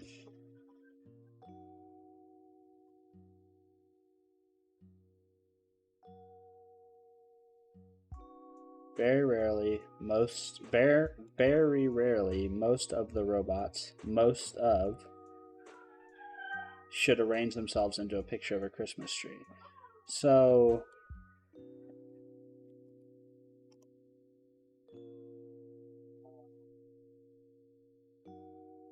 I guess the one idea that's coming to mind, and I'm not sure how feasible this is, but if we think of Christmas trees as triangles, um, right, the widest triangle is the base, the width of the puzzle. But I guess I don't know how narrow these could be, like what the angles of these could be. But this is what I'm thinking is like, well, you're just looking for robots who form triangles that stack on top of each other. So that's my initial idea.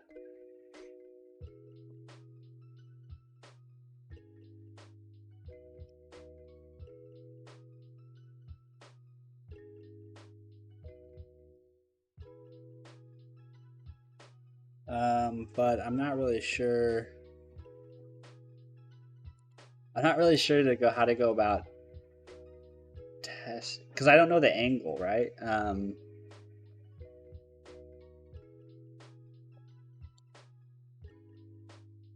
I guess the angle is kind of determined by this. So, me.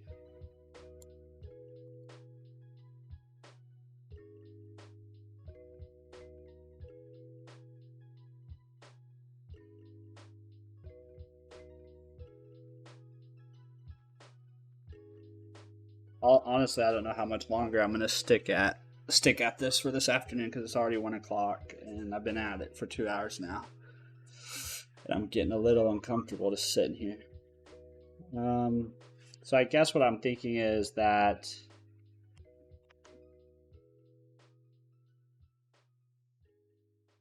this would be the base.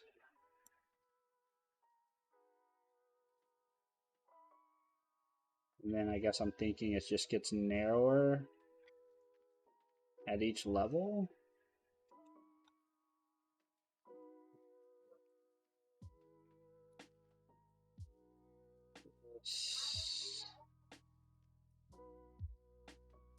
I guess I should be using the green color, shouldn't I?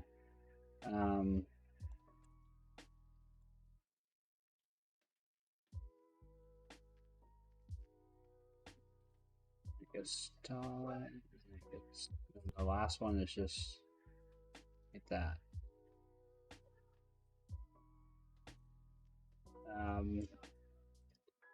So I guess if we're looking at this, but it could be, I mean, there's no reason it couldn't be.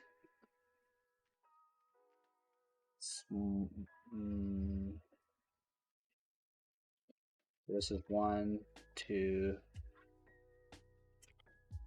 There's one. Let's assume the points are robots. 1, 2, 3, 4, 5, 6, 7, 8, 9, 10, 11, 12. So in this case, it is all 12. But it did say at the bottom most of them, so I guess it doesn't mean that they all have to be a part of it.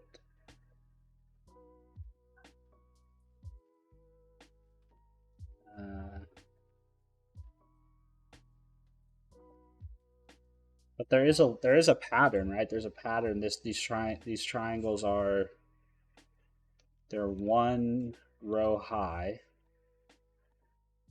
one row tall, and then they are two. So they are width. Opie, go. Get out of here. Go, hey, get out of here. Go. Lay down. Lay down. So they are hard to do that much detail with single pixels. Yeah.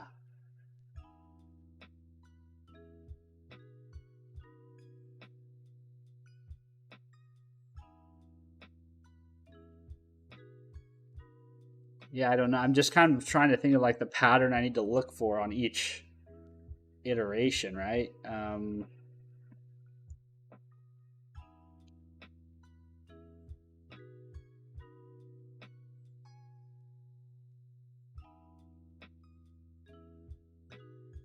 Yeah, I don't honestly know what the right.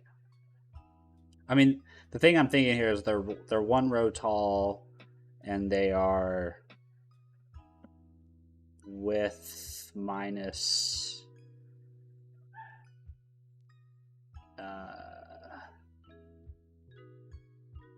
minus n times 2. All right, so 1 long, which would be the width in this case is 1, 2, 3, 4, 5, 6, 7, 8, 9, 10. Is it 10? 1, 2, 6, 7, 8, 9, 10. Oh, it's 11. Sorry, 11. So it's 11 minus n, which in this case is 0, times 2. So that first one's 11. Then the next one's 9. That's 11 minus 1, 2. And the next one is 1, 2, 3, 4, 5, 6, 7.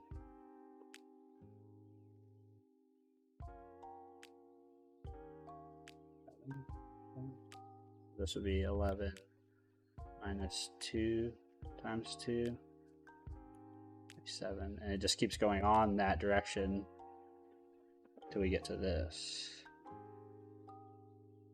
And once we reach a base of 1, then we know it's once we reach a base of 2 or a base of 1, then we know we can't go any taller. But I don't know how I don't know how you would look for robots in that configuration. And who's to say I guess who's to say that a robot or a Christmas tree can't just be um, like, can a Christmas tree just be this? Like, can that just be print out the patterns the robot make and stop through each second? Oh, good idea. Thank you for that idea. This is a good idea. Okay, so then let's do something like let's add a method called debug. Public async task debug.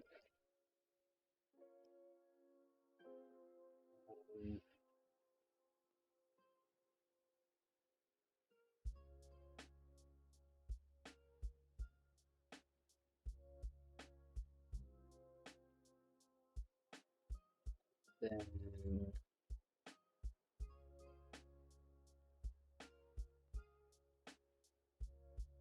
for each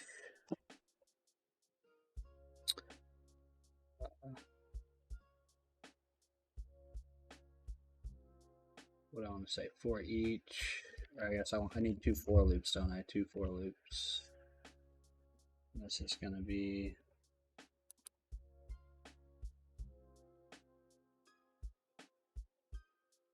current.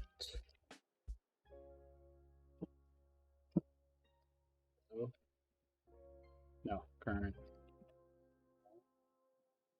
Guess it really doesn't matter. I'm going to start with current column. This is going to be less than width.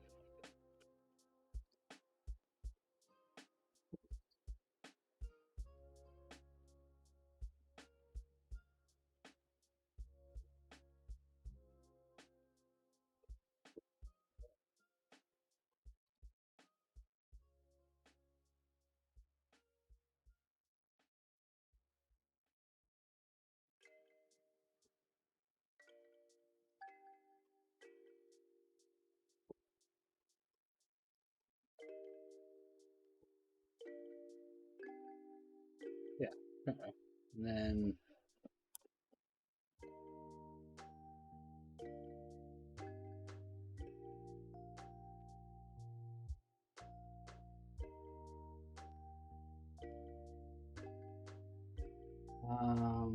then what I want to do, I guess I want to see if there's a robot at that position, right? That's what I want to do. So var robots equals robots dot first where are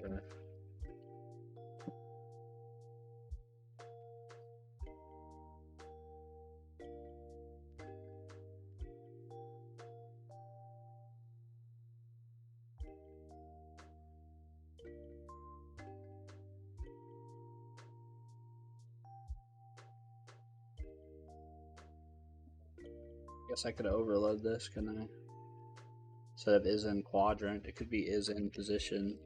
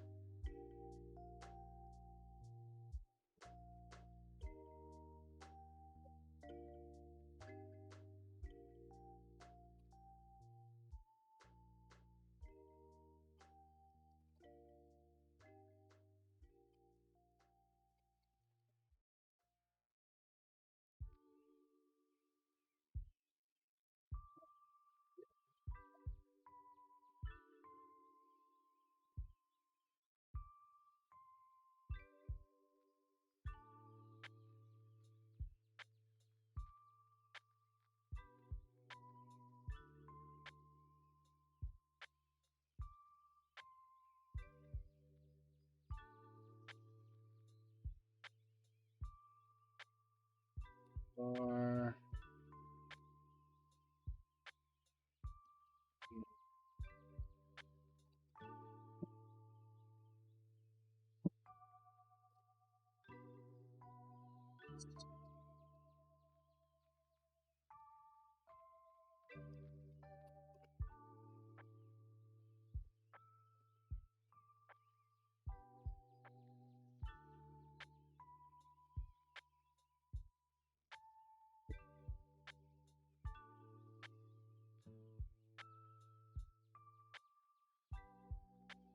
I guess this whole thing could be a string builder, couldn't it?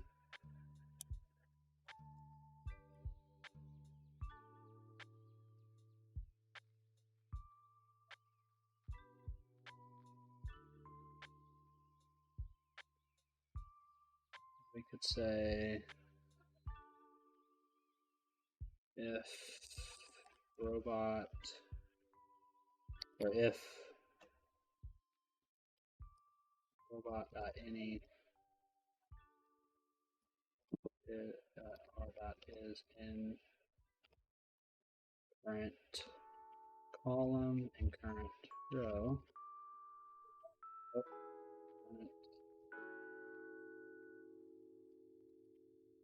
sure, there's a better way to do this, but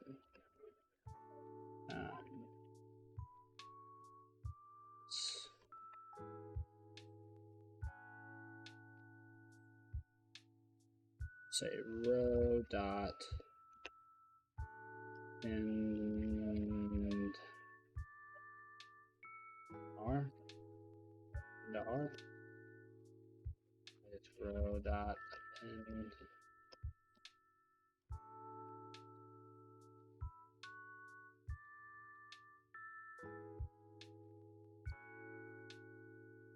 and then at the end of that I will lines dot append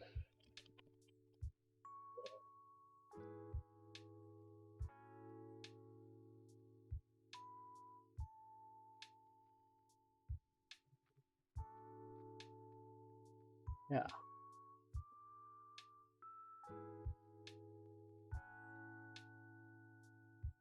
And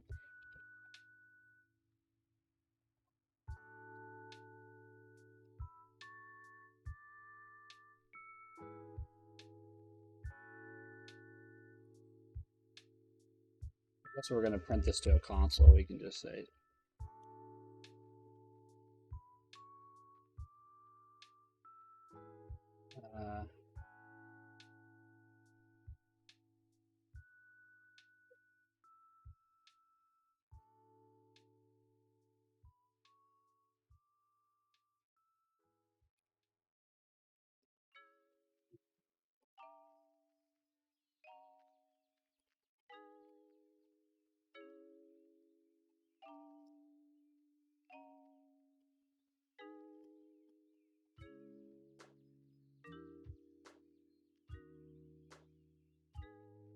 oh no, I don't need to do that.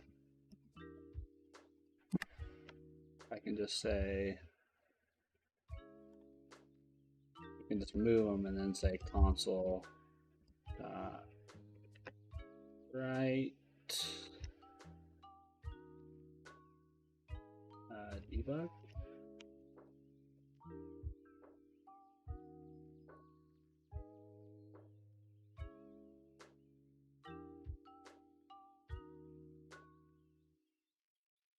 Well, that's not going to be helpful because I cannot parse that.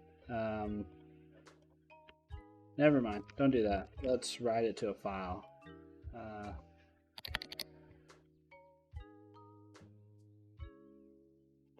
Wait.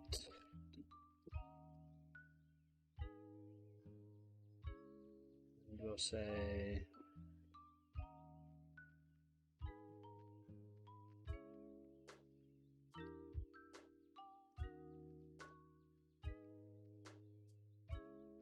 wait file dot write text dot to string.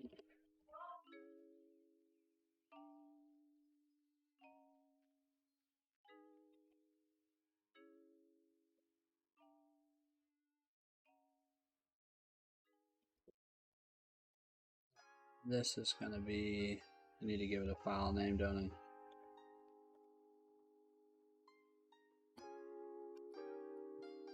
It's the signature here.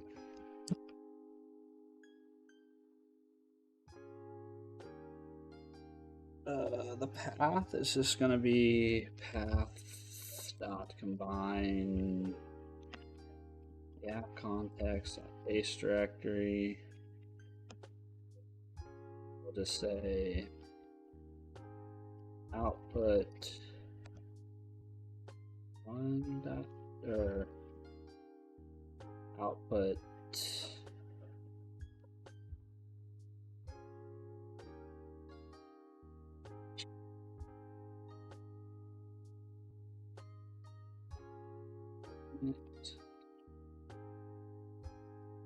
and that's just so I can have 100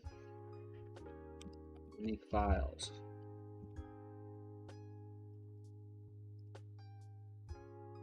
I'm assuming it's going to slow it down, but why doesn't it like...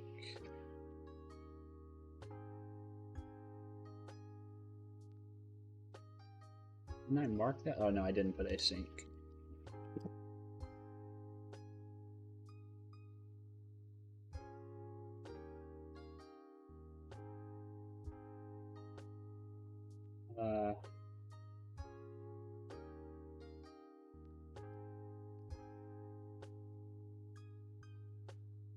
And this has to become, oh no, this has to become async because I'm writing to the file now. Whatever. This needs to become async. This become async.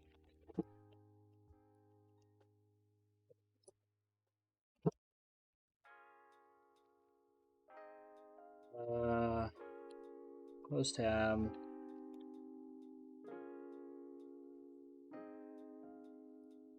This is going to be much slower now because it's writing it all to files.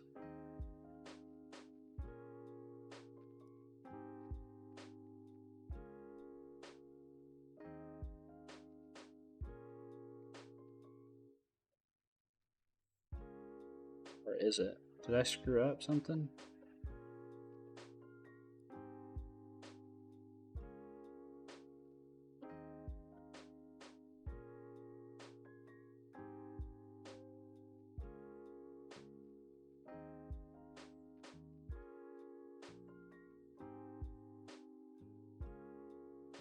Is it just taking a long time? What did I screw up?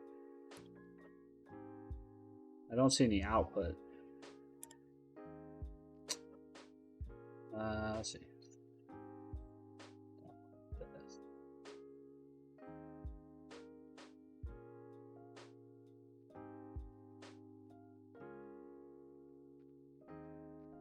Let's see.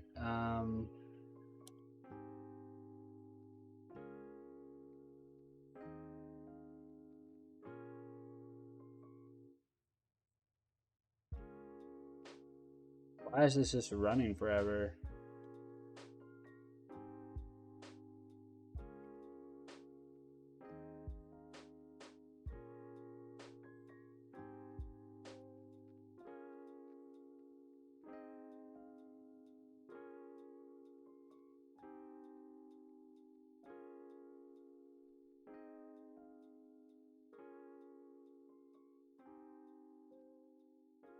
Incrementing the current column and incrementing the current row.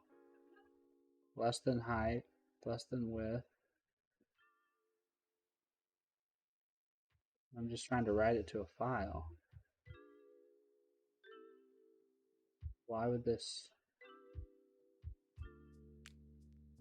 cause an issue?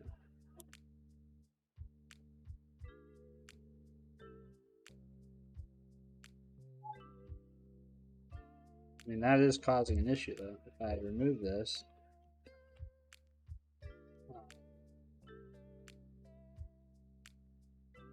yeah, so what the fuck? What have I done by introducing that?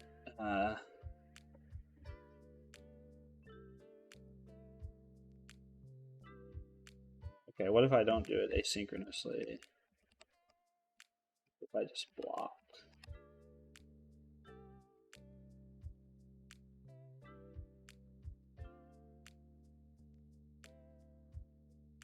Remove that.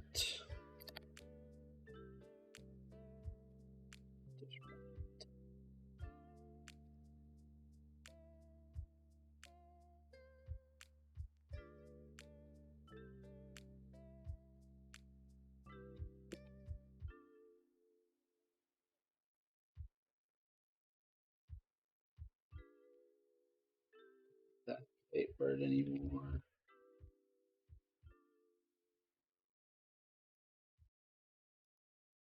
This anymore.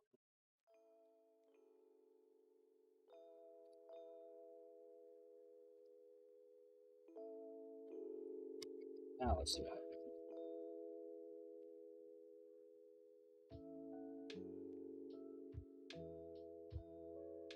Should be getting.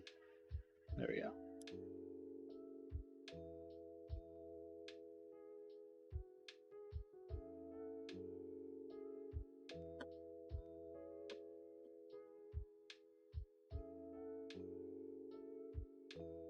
It's getting stuck though on one of the.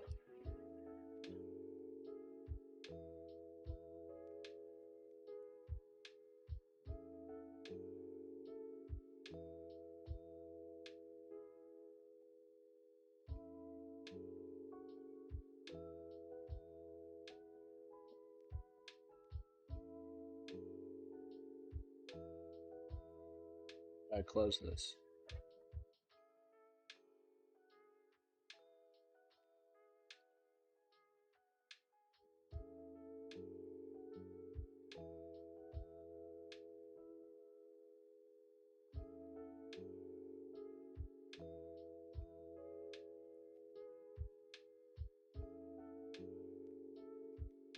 Hold on.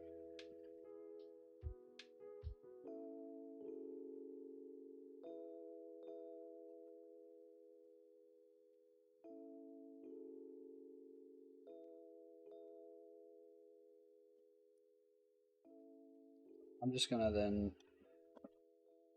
debug it because I don't understand why it's not.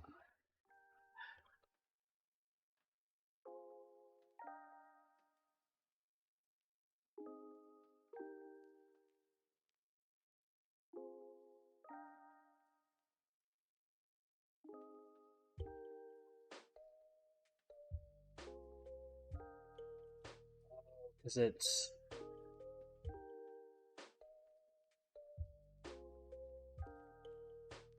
I don't want to call for each robot. That's why it's okay. That's why it's taking forever. I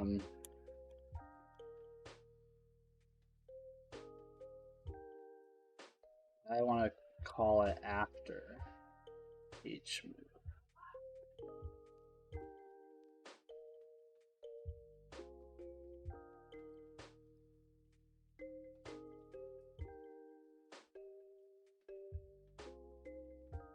Is that why it was taking forever? I don't know. Yeah, there we go. Okay, there we go. So now let's just take a look at these guys. Zoom out a little bit.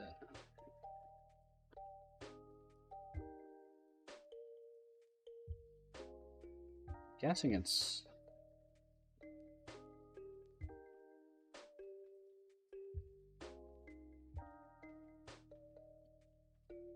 None of these look like a Christmas tree to me.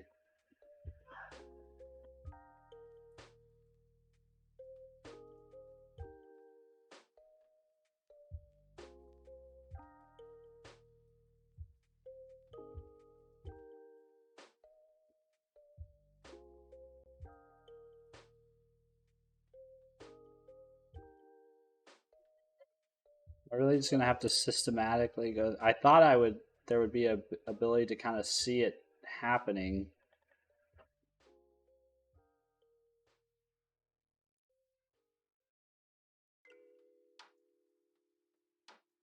Yeah, I don't fuck. This is not a fun one.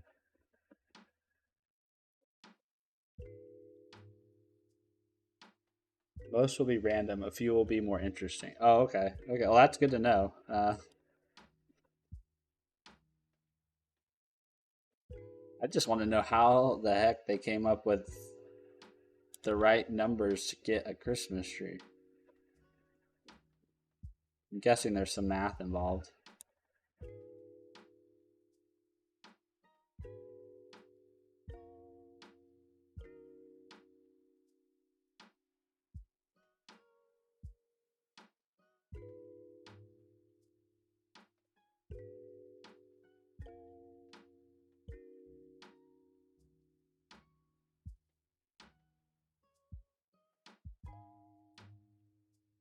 These all look.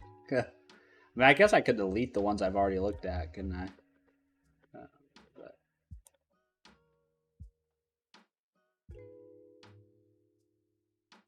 I probably also could have written these to all the same file, maybe, and that would have made it a little easier to scan. Well, that's an interesting one. I mean, it's definitely different than 79.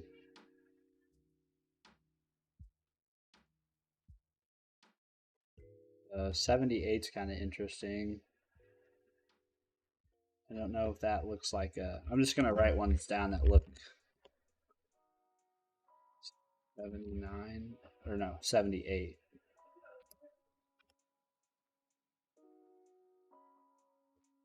Seven, 6, 5.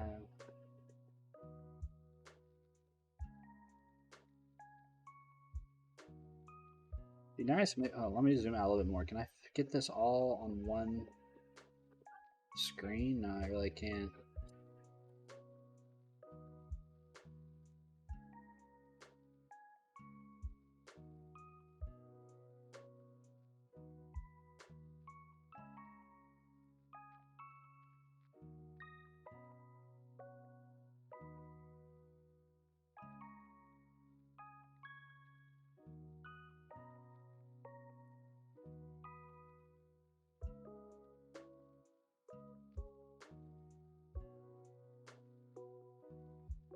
I wonder if you could send these. That's kind of interesting. 51. That one, they all seem to be grouped. They're like closer together vertically, and the other one was closer together horizontally. What if this is something you could send all these text files to Claude or ChatGPT and be like, hey, can you tell if any of these text files contain a Christmas tree? An ASCII Christmas tree?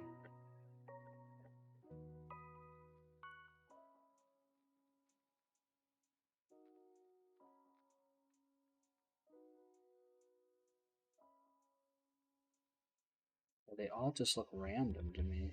Unless I need to be looking at these closer, like in more detail, but none of them,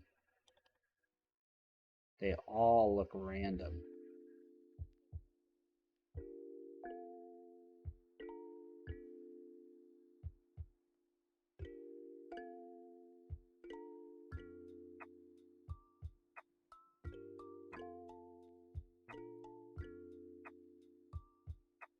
This must be thrilling to watch a human click through text files.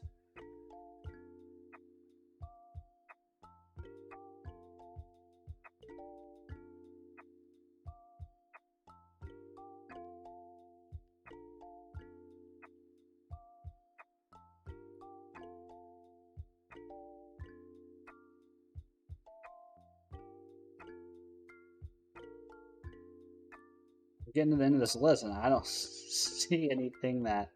Oh, I don't see anything that looks like.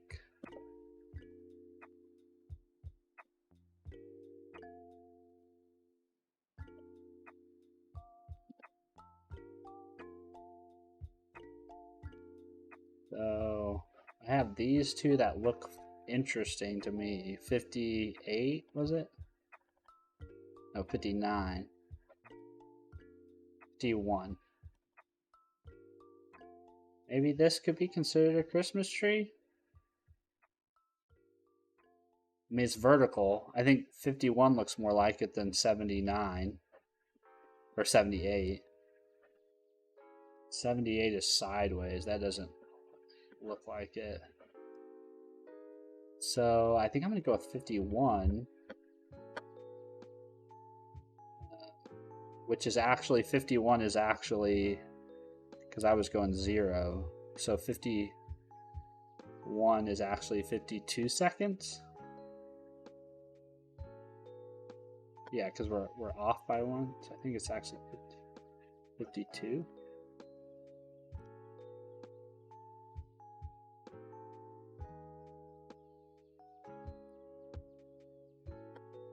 Or maybe it actually was 51.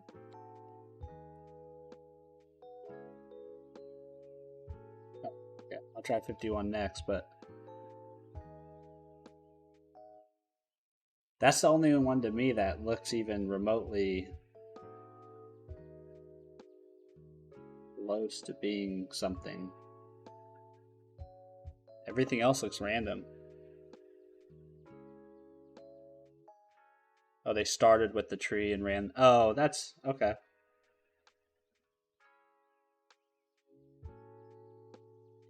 That makes sense. Yeah, I don't know. I don't see a tree in here. And maybe I'm just crazy. Maybe I need to take a break and come back and look at it with different eyes, but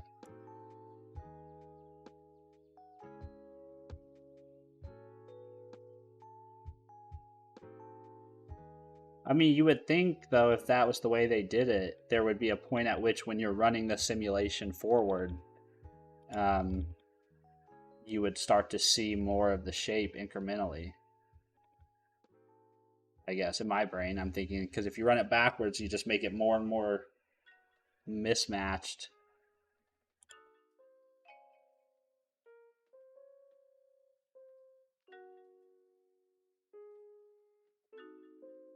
Is that what they're calling the Christmas tree? That doesn't look like a tree to me. That part of this I don't like. I don't like that they didn't give like a here's what a Christmas tree looks like. And maybe that's just me being too dumb to know.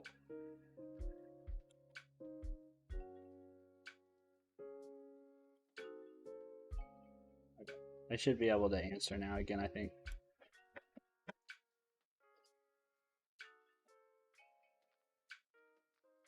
Nope. Okay, so it's not 51, it's not 52, so it's not this thing.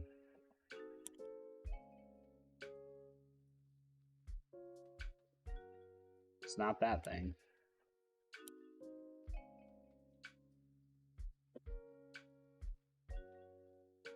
Yeah, it's crazy what a difference these two are.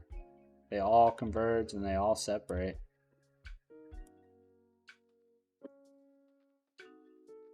I don't know. The tree will be obvious, but there are one and a 101 by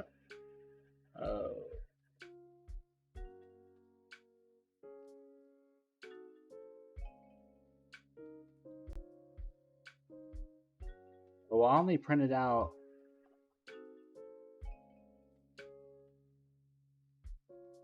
oh, then I'm not printing them all out anyway. Because I'm only doing. Or am I? Yeah, I am. Or hold on.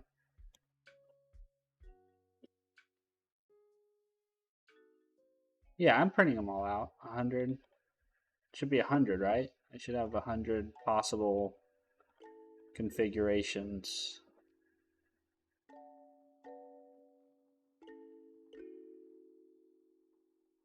Let me go back to my code. Oh, that's tiny. Yeah, so at the end of each second, I'm printing.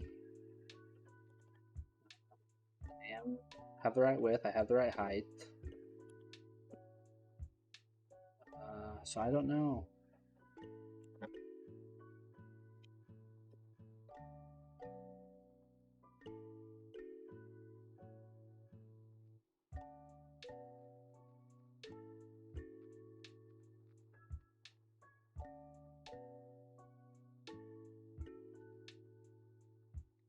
Okay, this gonna be the second time through this list here, and if I cannot identify it, I'm gonna take a break and go watch some football.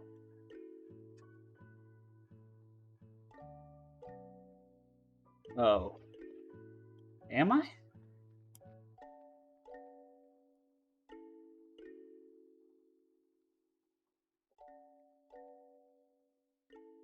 Oh, so you're saying I actually need to. So you're saying for this, I need to iterate 10,403.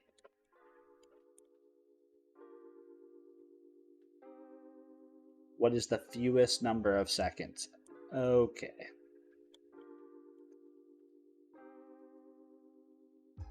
But there's got to be a way to do this programmatically, right? I mean, this is they couldn't really expect people to go through 10,000 text files, could they? I mean, I guess they could, but I mean that's craziness.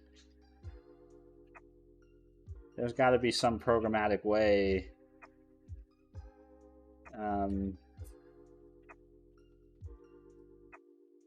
So you're saying I should actually be doing this 101 times 103 times.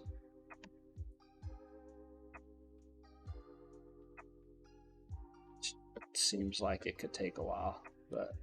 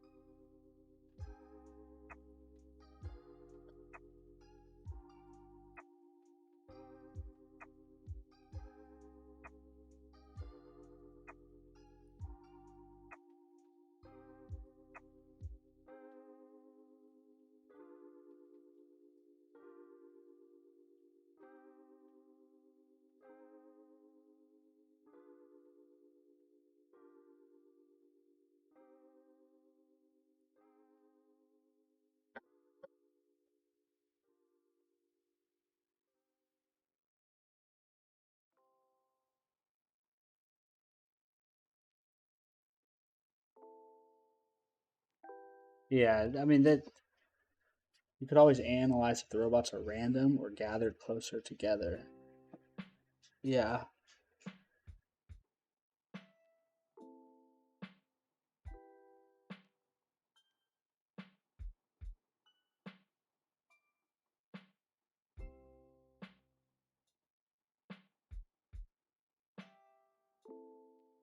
I'm assuming though this is how you approach solving it, right? You just printed them all and then went through them, went looking.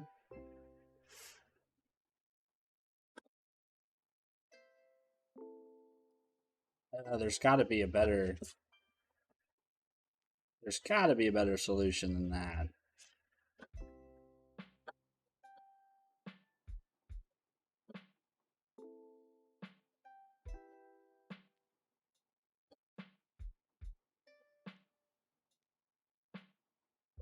I guess I'm curious what the. I am curious what the Christmas tree looks like. Um, I didn't mean to edit that file.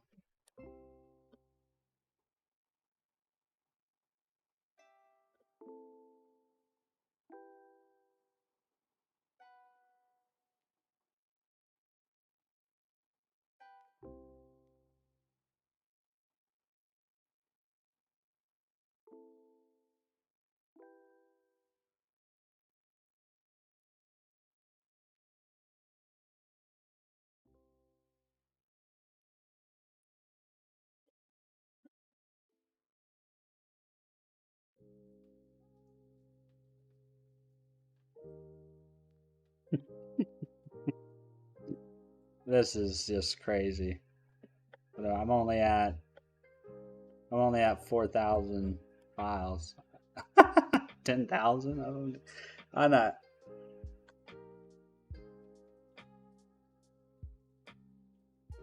Uh,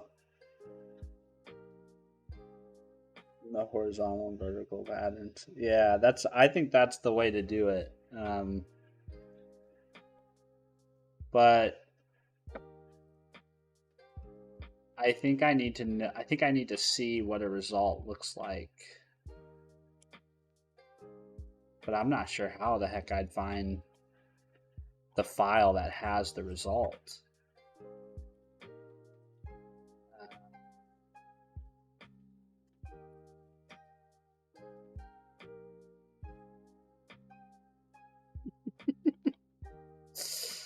Yeah, nah, I don't think.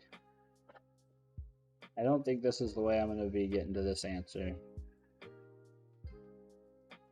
In any event, my terminal's still running, isn't it? Yeah. I'll let it run to completion. But in any event, I think I'm gonna call it for a little while and come back and try to do part 2. Because yeah, I don't want to do this anymore. I want to take a break. So yeah, that's 14. Let's see, day 14, part 1 is at least solved. Now I just have to figure out how to do day 14, part 2.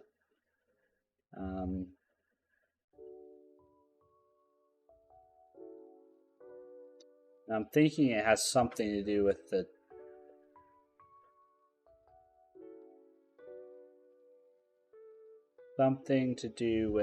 triangles and widths, and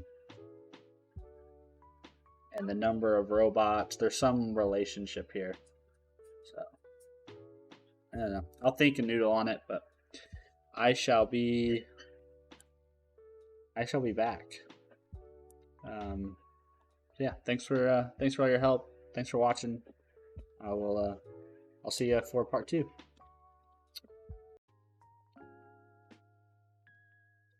Okay, I'm back to take on part 2 again of day 14. Where we left off was trying to figure out how the heck we identify where a Christmas tree is. But I'm pretty sure I went to the grocery store, got groceries, watched a little football, and now I'm back. And I think here's my idea. So I think that this is making it seem like it's more complicated than what it is, and the reason why I think that is because very rarely does it seem like part 1 and part 2 of these things are disconnected. And I feel like the fact that this is making it seem like part 2 has nothing to do with part 1 is a red herring. So if we go back and we look at what we're doing in part 1, I think that actually answers the part 2. For example, like, what is the point of this? What is the point of this? Why do we need to know how many robots are in a quadrant in order to calculate a safety score? Or a safety factor, I guess. I shouldn't say safety score, but a safety factor. And if you think about it, this is sort of a way to measure. What's the right term? A sort of a way to measure.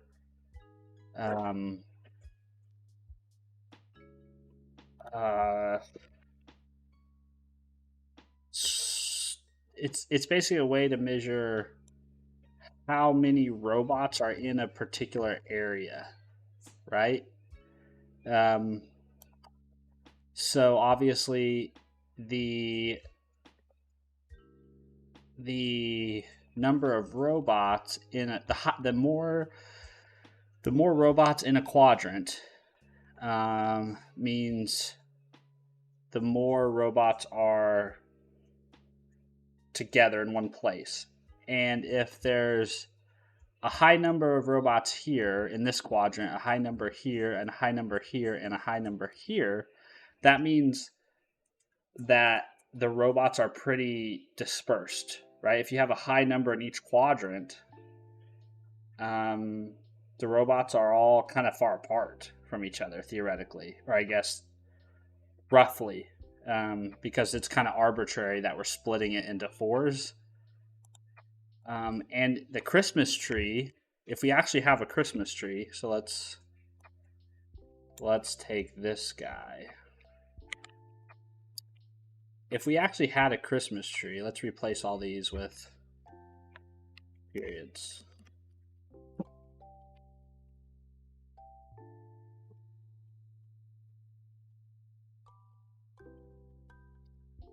Period.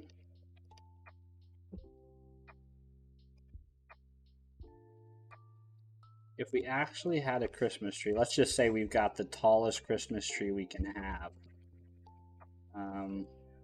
I don't actually know what the Christmas tree looks like, but let's say we actually have one that is like this.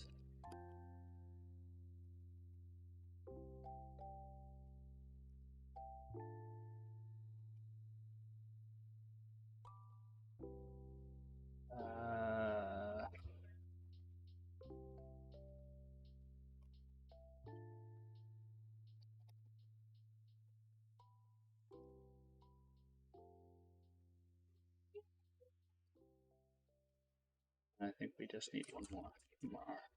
So if we actually have a Christmas tree like this,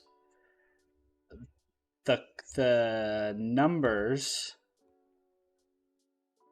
here should be high in maybe 1 or 2, but they should be, particularly there should be at least one that's pretty low, right? There should be one of these quadrant that's pretty small, meaning the resulting factor when we multiply these together should be on the smaller side, right? If we found a configuration that has if we found a configuration that has the Christmas tree, it should be on the smaller side of this safety factor, which I think is why we had to calculate it to begin with. I think this is like, hey, this safety score kind of serves as a proxy to find the tree. I think we could do the same thing. Like, I think we could actually use other calculations. Like, I think we could use something like measuring how far apart the robots are from one another. And so or maybe like an average. So if on average the robots are close to each other, then we know that's likely the Christmas tree image or configuration, and that they're far apart, then they're not. So my working theory is that if we calculate the safety score, the safety factor, I don't know why I keep calling it the safety score. If we calculate the safety score for each configuration, the smallest safety factor should correlate to the configuration that has the Christmas tree. And I should be able to validate that because earlier someone in my chat said I should just print out all the different configurations and then look through them. So I have all the configurations already in text files over here. So I should be able to find the minimum and then go look and see. Or actually, I guess I could just print it out. Either way. So, what do I need to do? The only thing I really need to change is in here. So right now we're actually returning the safety score, which is the number of robots per quadrant multiplied all together. So what I could do is, instead of calculating the safety score once at the very end after I run all the times, I could just build up a list. So I'm going to say var safety factors equals list of int.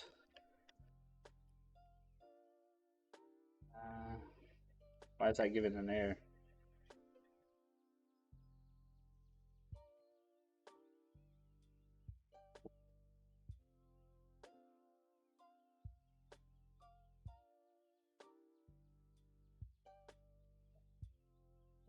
New.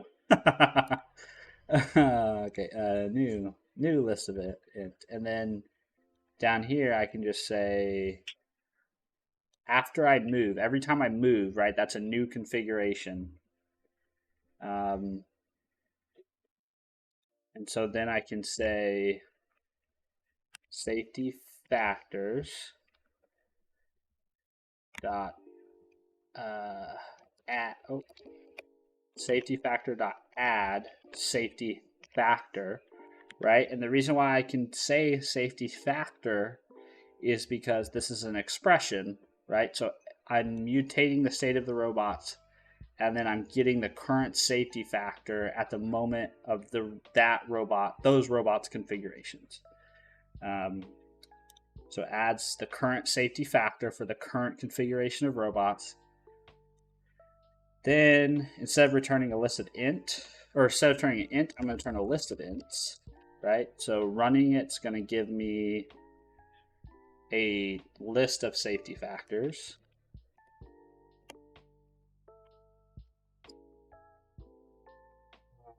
Which is going to change this up here. So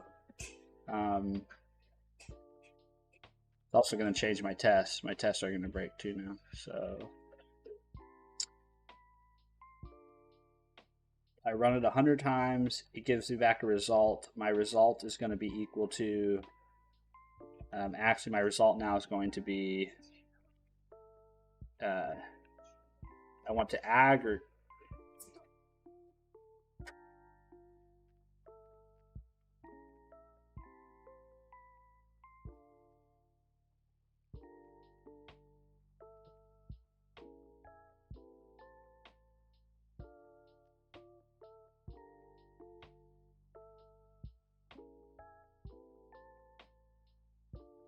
It should just be the last one. So in this case,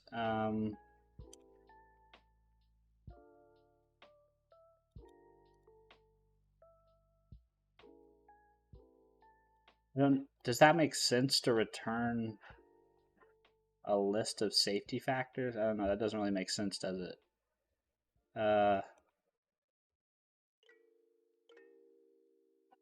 Run, and then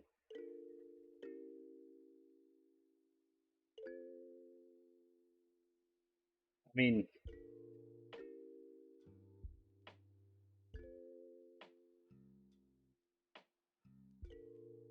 wonder if I could find a way to overload this.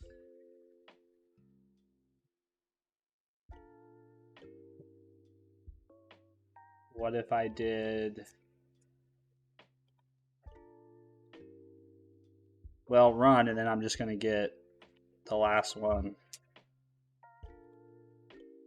And that should still work. So should this one.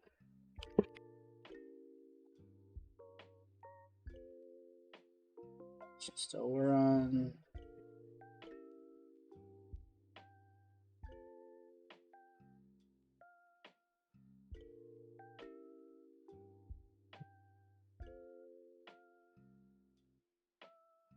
Why?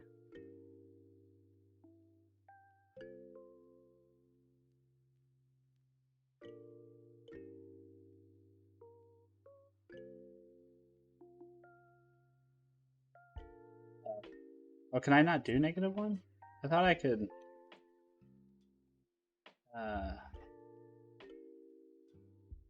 C# get last item in list. I thought I could do negative indexes.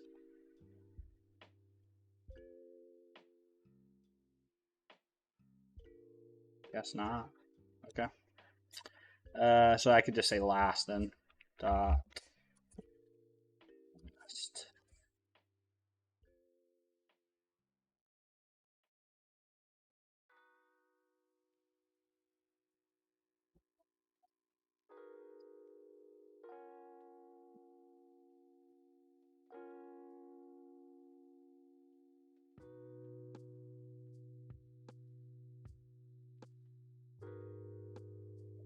So,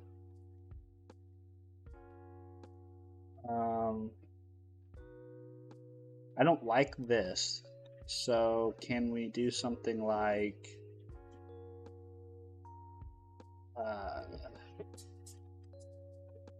can we do something like private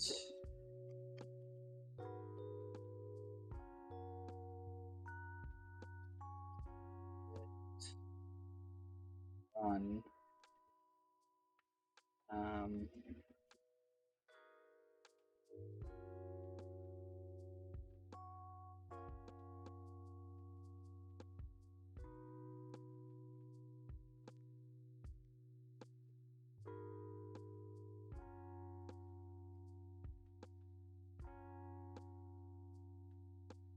yeah, I'm just going to do something like public, or I'm going to say public int get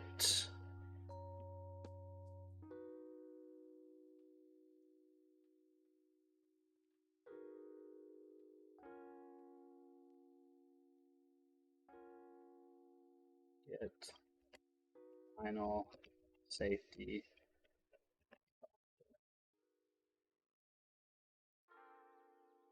Get final safety factor.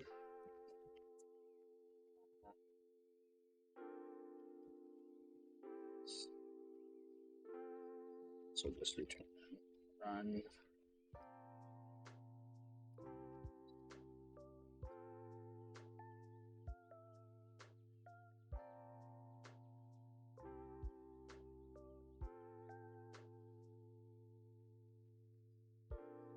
You know what's kind of silly though is we can't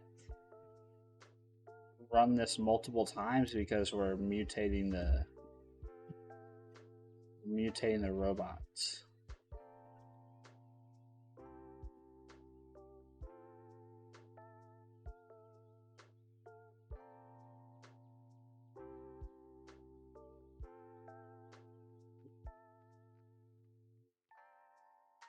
And I don't really like that. Like I think you should be able to I'm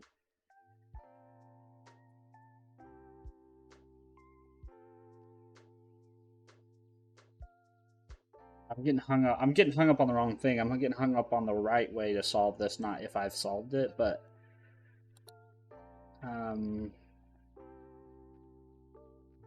basically want to be able to reuse as much of this. So I want to be able to say like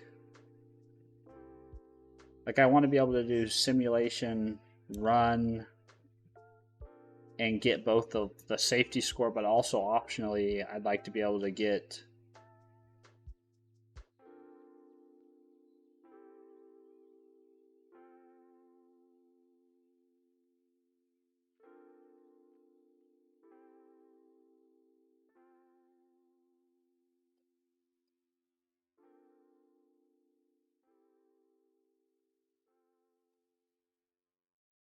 maybe what I do is I say run returns a new simulation.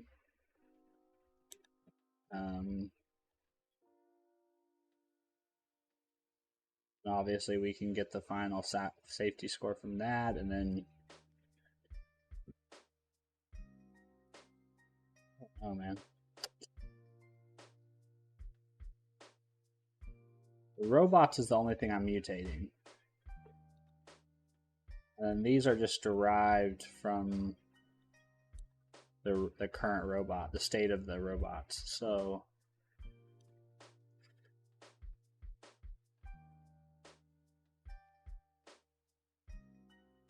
what I could do is I could say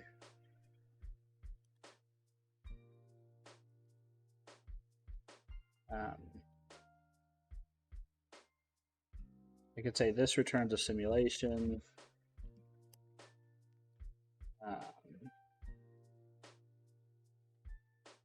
Then it's a new simulation of width, height, and robots. And this will be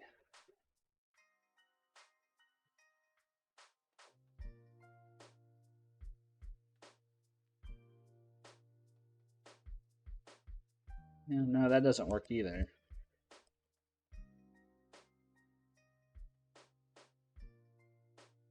So why don't we do this? We'll say var robots, and we'll work on a new list. So we'll say robots dot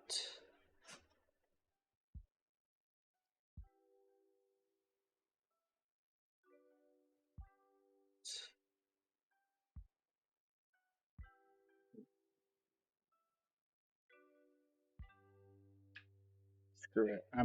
I'm not even gonna I'm not gonna think about this any longer. I just want let's see if we can get to the we're gonna return a list event.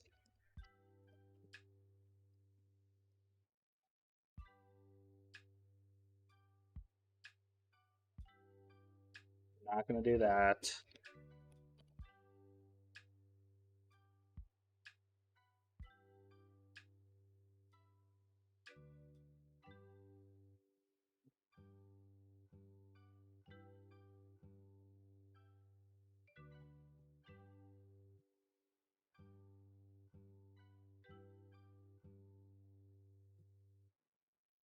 This should be var times equals is part 2 is just going to be 101 times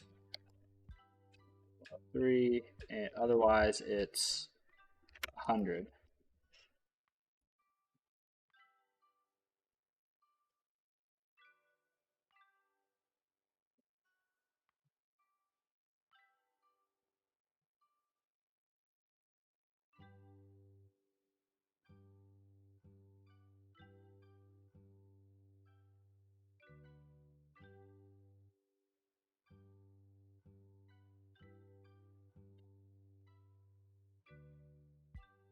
You know, it's almost like this should return. We're running a simulation, so this should return multiple results. We're running a simulation X times, so at the end of it, we should have a simulation result, which is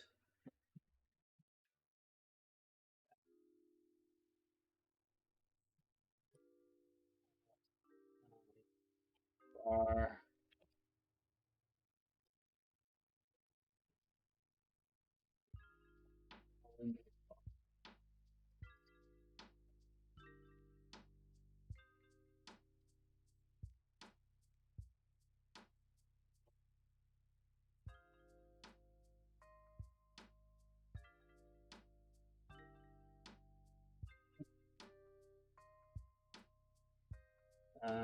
so simulation from this, we run it.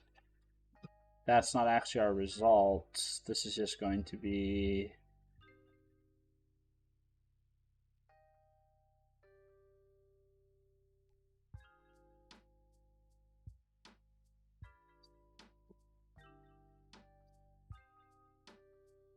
in this case is a list of int, but I almost feel like it should be a list of something different. It should be a list of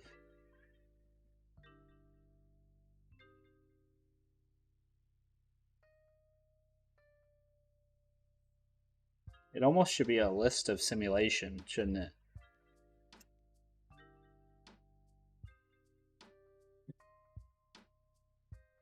It feels like it should be like a list of simulation, where each iteration returns a simulation, which is a lot more allocations.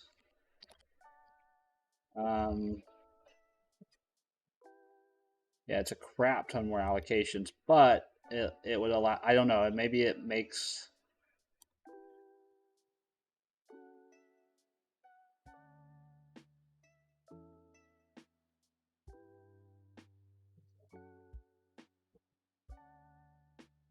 Uh,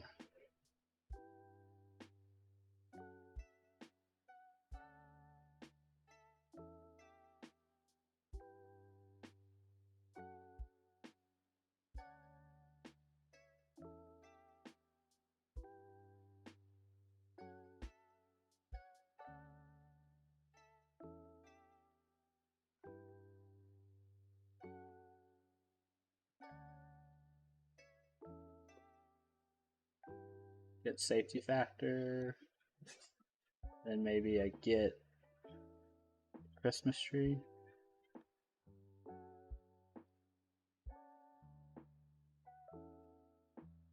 I don't know. I don't know if that makes sense, honestly.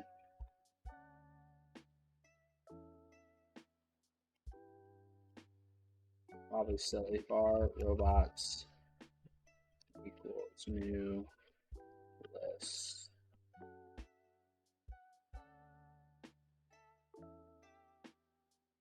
New list of new list robots to list.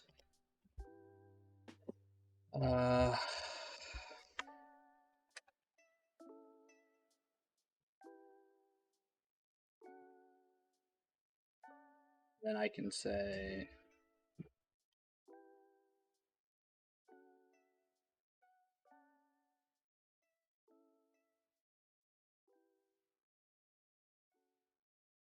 because basically the whole state of the simulation is based on the robot, essentially.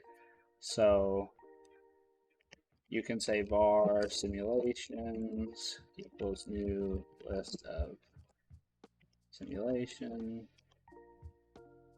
and then your simulations dot add new, and this is going to take the width, the current simulation, the height of the current simulation, and then the current list, the current state of the robots, which is that.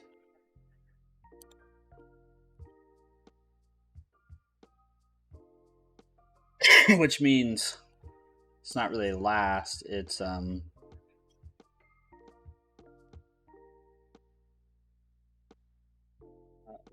we can say, we can make this public.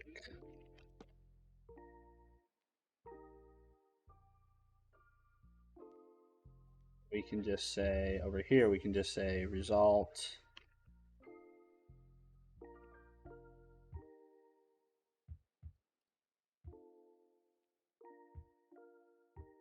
in this case it is whatever the last is, that's the final safety score. So result dot safety factor, safety factor. That should all work. This won't compile, so we need to say relations, and then we say var result is either going to, if it is part 2, then we are actually going to do simulations dot min by s goes to s dot safety score. Otherwise, we're going to get the last simulations safety score, like that.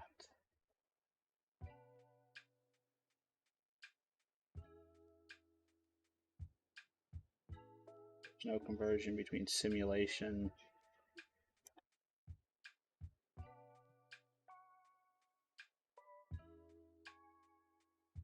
Oh.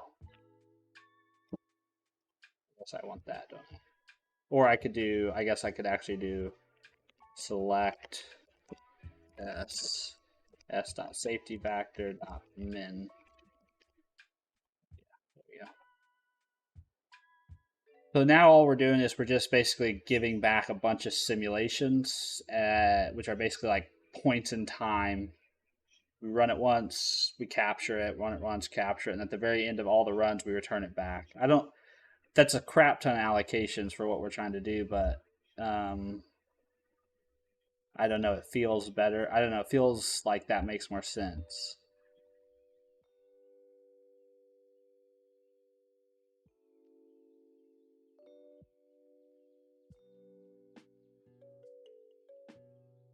Or maybe this should be like,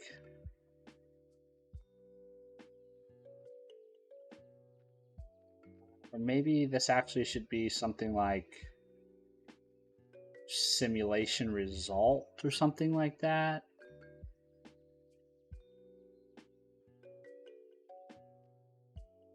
I honestly don't know. But I think this solves it. So let's go over to um, our tests, and let's say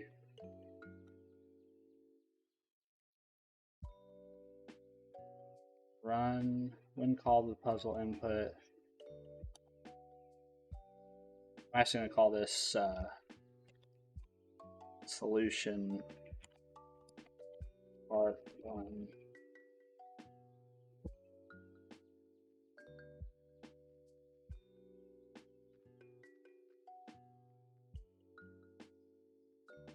When called puzzle input, it should return part 1 solution.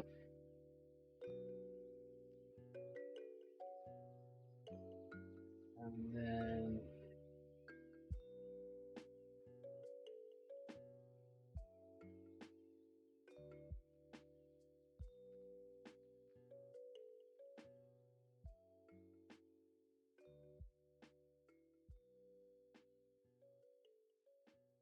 the other thing that's inefficient about this approach is I'm running every configure. I'm forcing myself to go through every configuration. I'm getting there's a way to not do that. But let's see. So do that. When run, it should return 2 solution. But the difference there is my result is going to be run, select, stop safety score, min.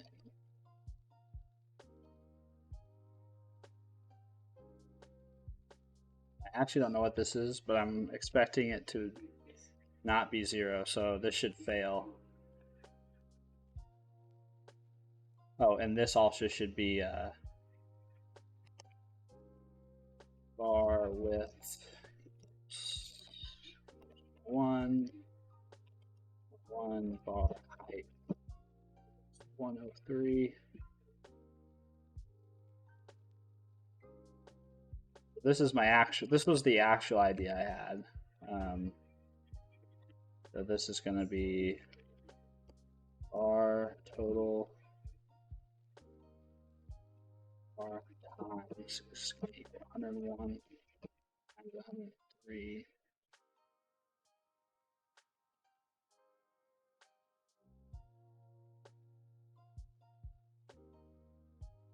I need to convert them into constant. It's fine the way they are. Oh, width is going to be.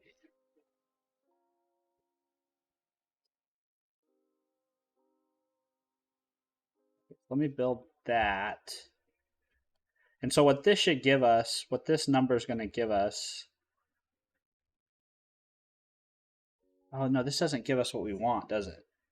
This gives us back the safety score, and what we want is the second in which the minimum safety score was produced. Well, let's see what this does.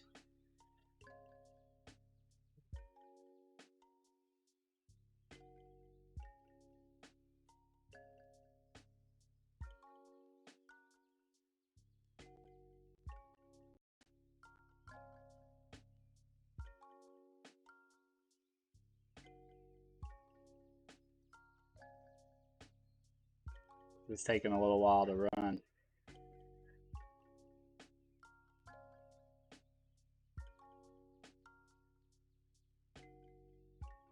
Did I do something wrong, or is it just taking a long time?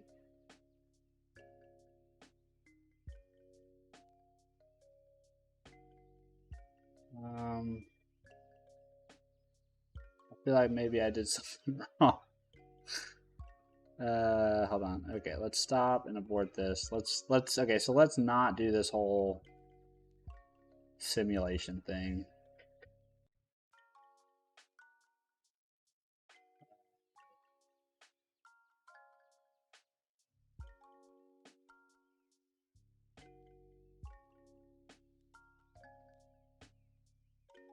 Okay, here's what I'm gonna do. I'm gonna not do this.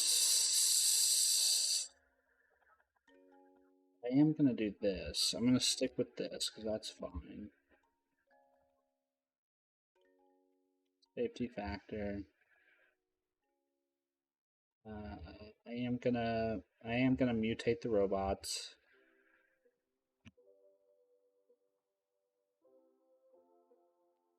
That all goes away. This is gonna be an int. Uh,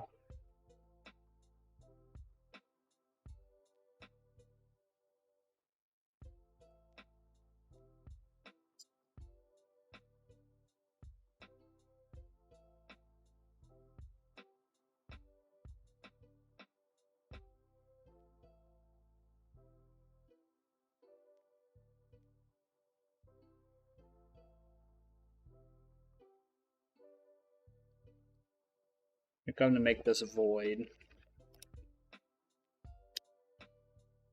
Uh, then I think what I'm going to do is I'm going to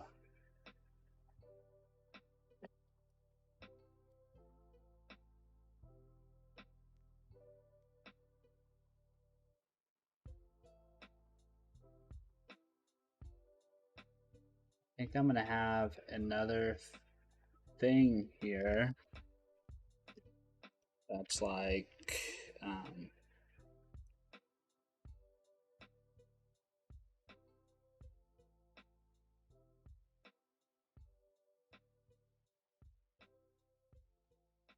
well,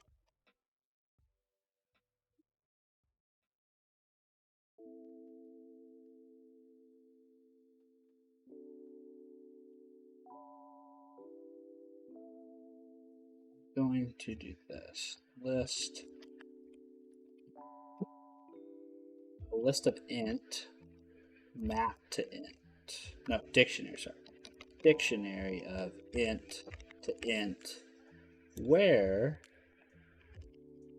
my dictionary is going to be my safety factor map.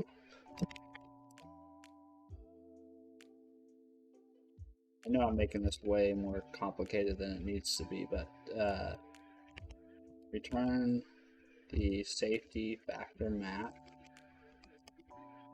And at this point, what we want to do is we want to capture what second this was on and what the current safety factor is. Then up here, what we can do is we can literally say simulation results, run it X times, and then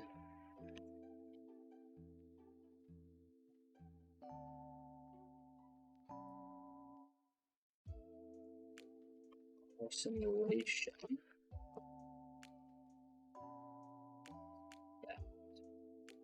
Simulation, and then we'll run it. And so this is going to give us back some results, but it also, when we call run, we're mutating the state of the simulation. So down here, we can just say simulation dot safety factor.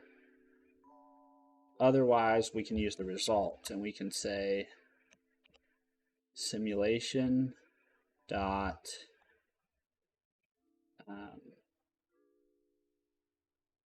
we'll say mend by, and for the key value pair, we will say kvp dot value, which is going to be the safety factor, and then we can get the key, which is going to be the second.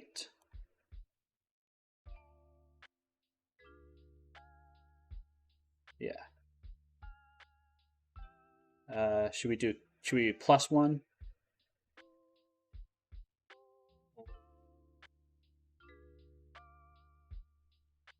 Yeah.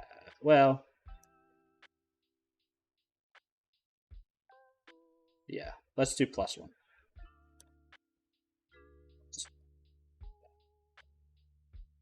So then our var message is going to again be conditional on part 2. And if it's part 2, then we're going to say the Christmas tree appears after result seconds, or we're going to say what we're currently saying down here.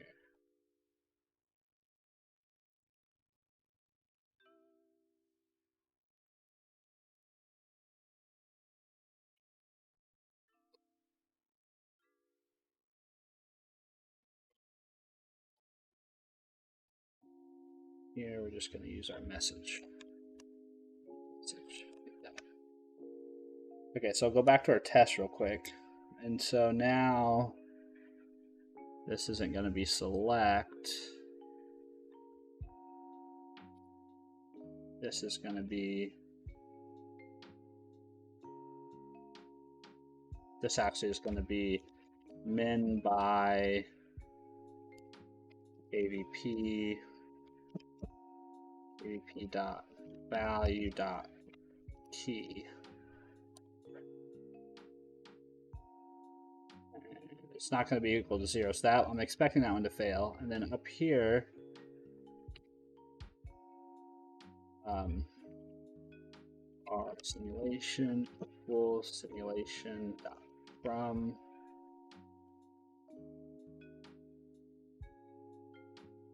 Then we just need to run the simulation. I personally think I would prefer to have a result here. I don't care for the mutation of the simulation, honestly.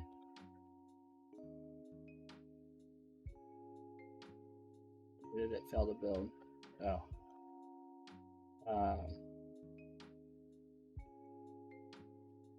Our simulation equals this. And we just have to run that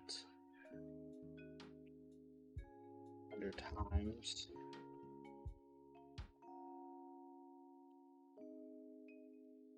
Now let's try this.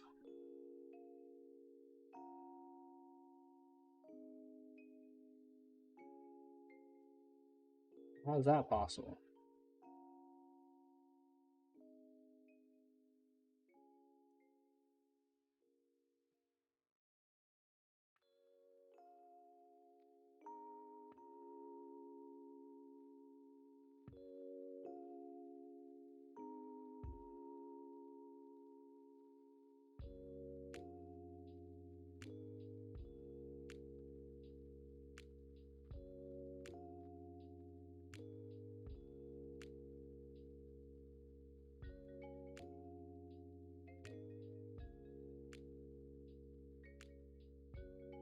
Oh, this should be, sorry.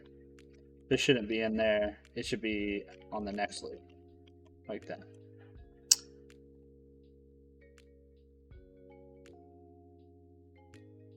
So this says on the 6,644th second, we should have a Christmas tree. So if we go look at those files I printed out earlier,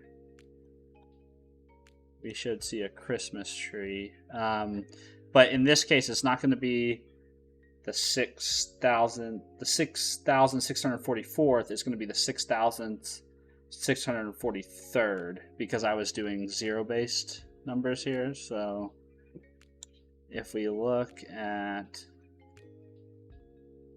this guy, we should see a Christmas tree in here. Right? Yeah. I don't. Oh no, 660. What was it? 6644. Okay, I'm in the wrong place. Never mind. 6644. 66. Does that have a question? Oh no, it should be 6643. There's our Christmas tree. Yeah, so that worked. So that's why they had us calculate the score to begin with, was because we can use the safety score as a proxy for essentially the distribution of the robots. And the smaller the safety score, the less distributed they are. Nice.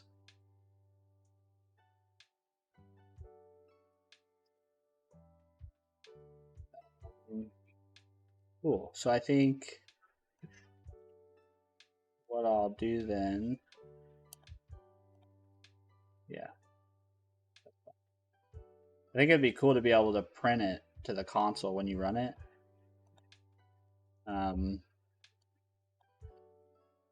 Let's see. Let's go to our terminal. Well, let's actually see if that's the right answer, though, first. So part 2. What did we say? 6644? 6644. Hey, yes, let's go. That was way simpler than...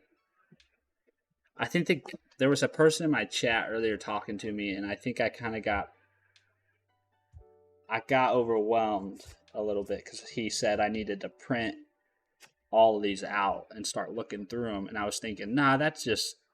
Then I went down this rabbit hole. There was some special thing I needed to do to figure out where the Christmas tree was. But part 1 just flows straight into part 2. So, okay.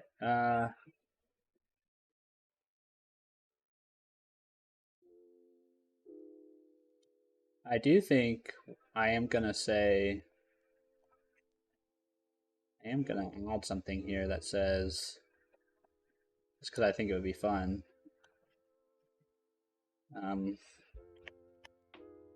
If part 2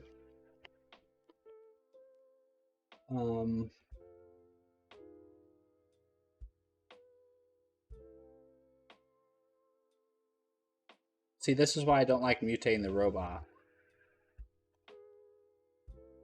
because I'd like to be able to run the simulation again and print. I'd like to be able to say simulation.run times, and then, or actually I'd like to be able to say simulation.run result, and then I'd like to be able to say simulation.print console.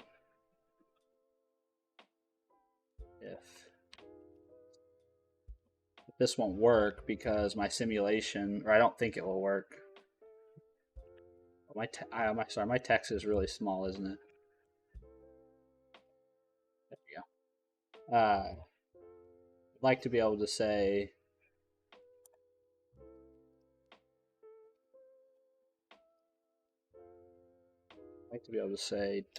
.net run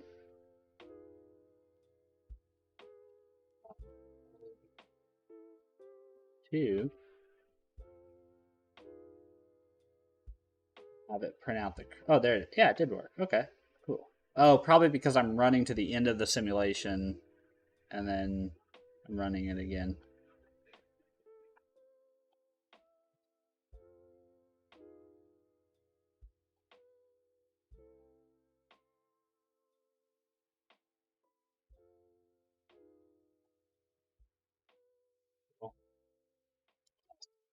Okay, cool. That'll do it for part 2 of 14. So let me go ahead and... Oh, nice.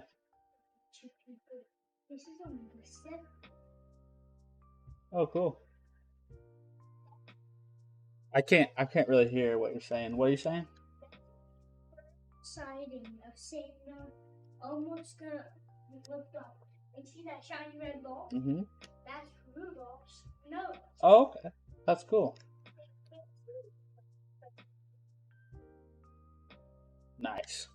Very cool. All right, I'm gonna finish this, buddy. Okay.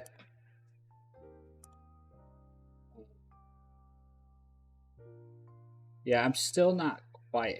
I'm just gonna write it to do because this bothered me to do.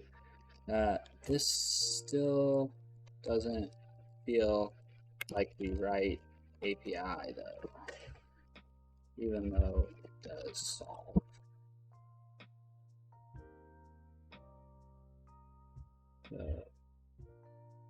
I'm probably going to come back to it, but let's go ahead and do our README.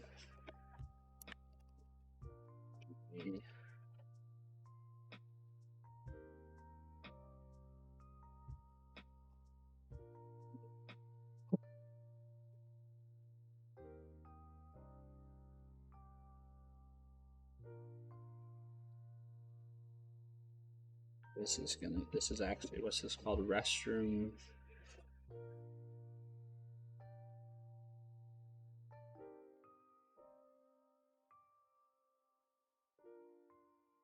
Restroom Redoubt. Restroom Redoubt. Oh, should be able to just do this, shouldn't I? Yeah. Restroom Redoubt. And then this is going to say part 1.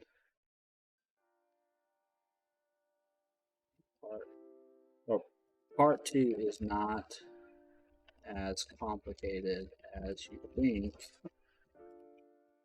The answer is using the safety factor. I'm sure people used other solutions. Like I'm guessing people did like clever things, but it wasn't as difficult as some people in my chat earlier today made it seem like it was. It really wasn't. It's actually part 1 is very much tied to part 2. But on its face, it doesn't seem like it is, but it is. Okay, let's commit this, and then we're gonna hop off. We'll try to come back and do day 15 later tonight. So we're gonna say future solve day 14 part 2. Commit and push. Commit anyway and push.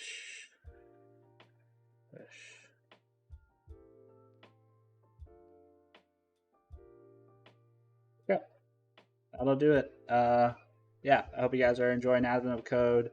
Hopefully day 14 wasn't as sticky for you as it was for me.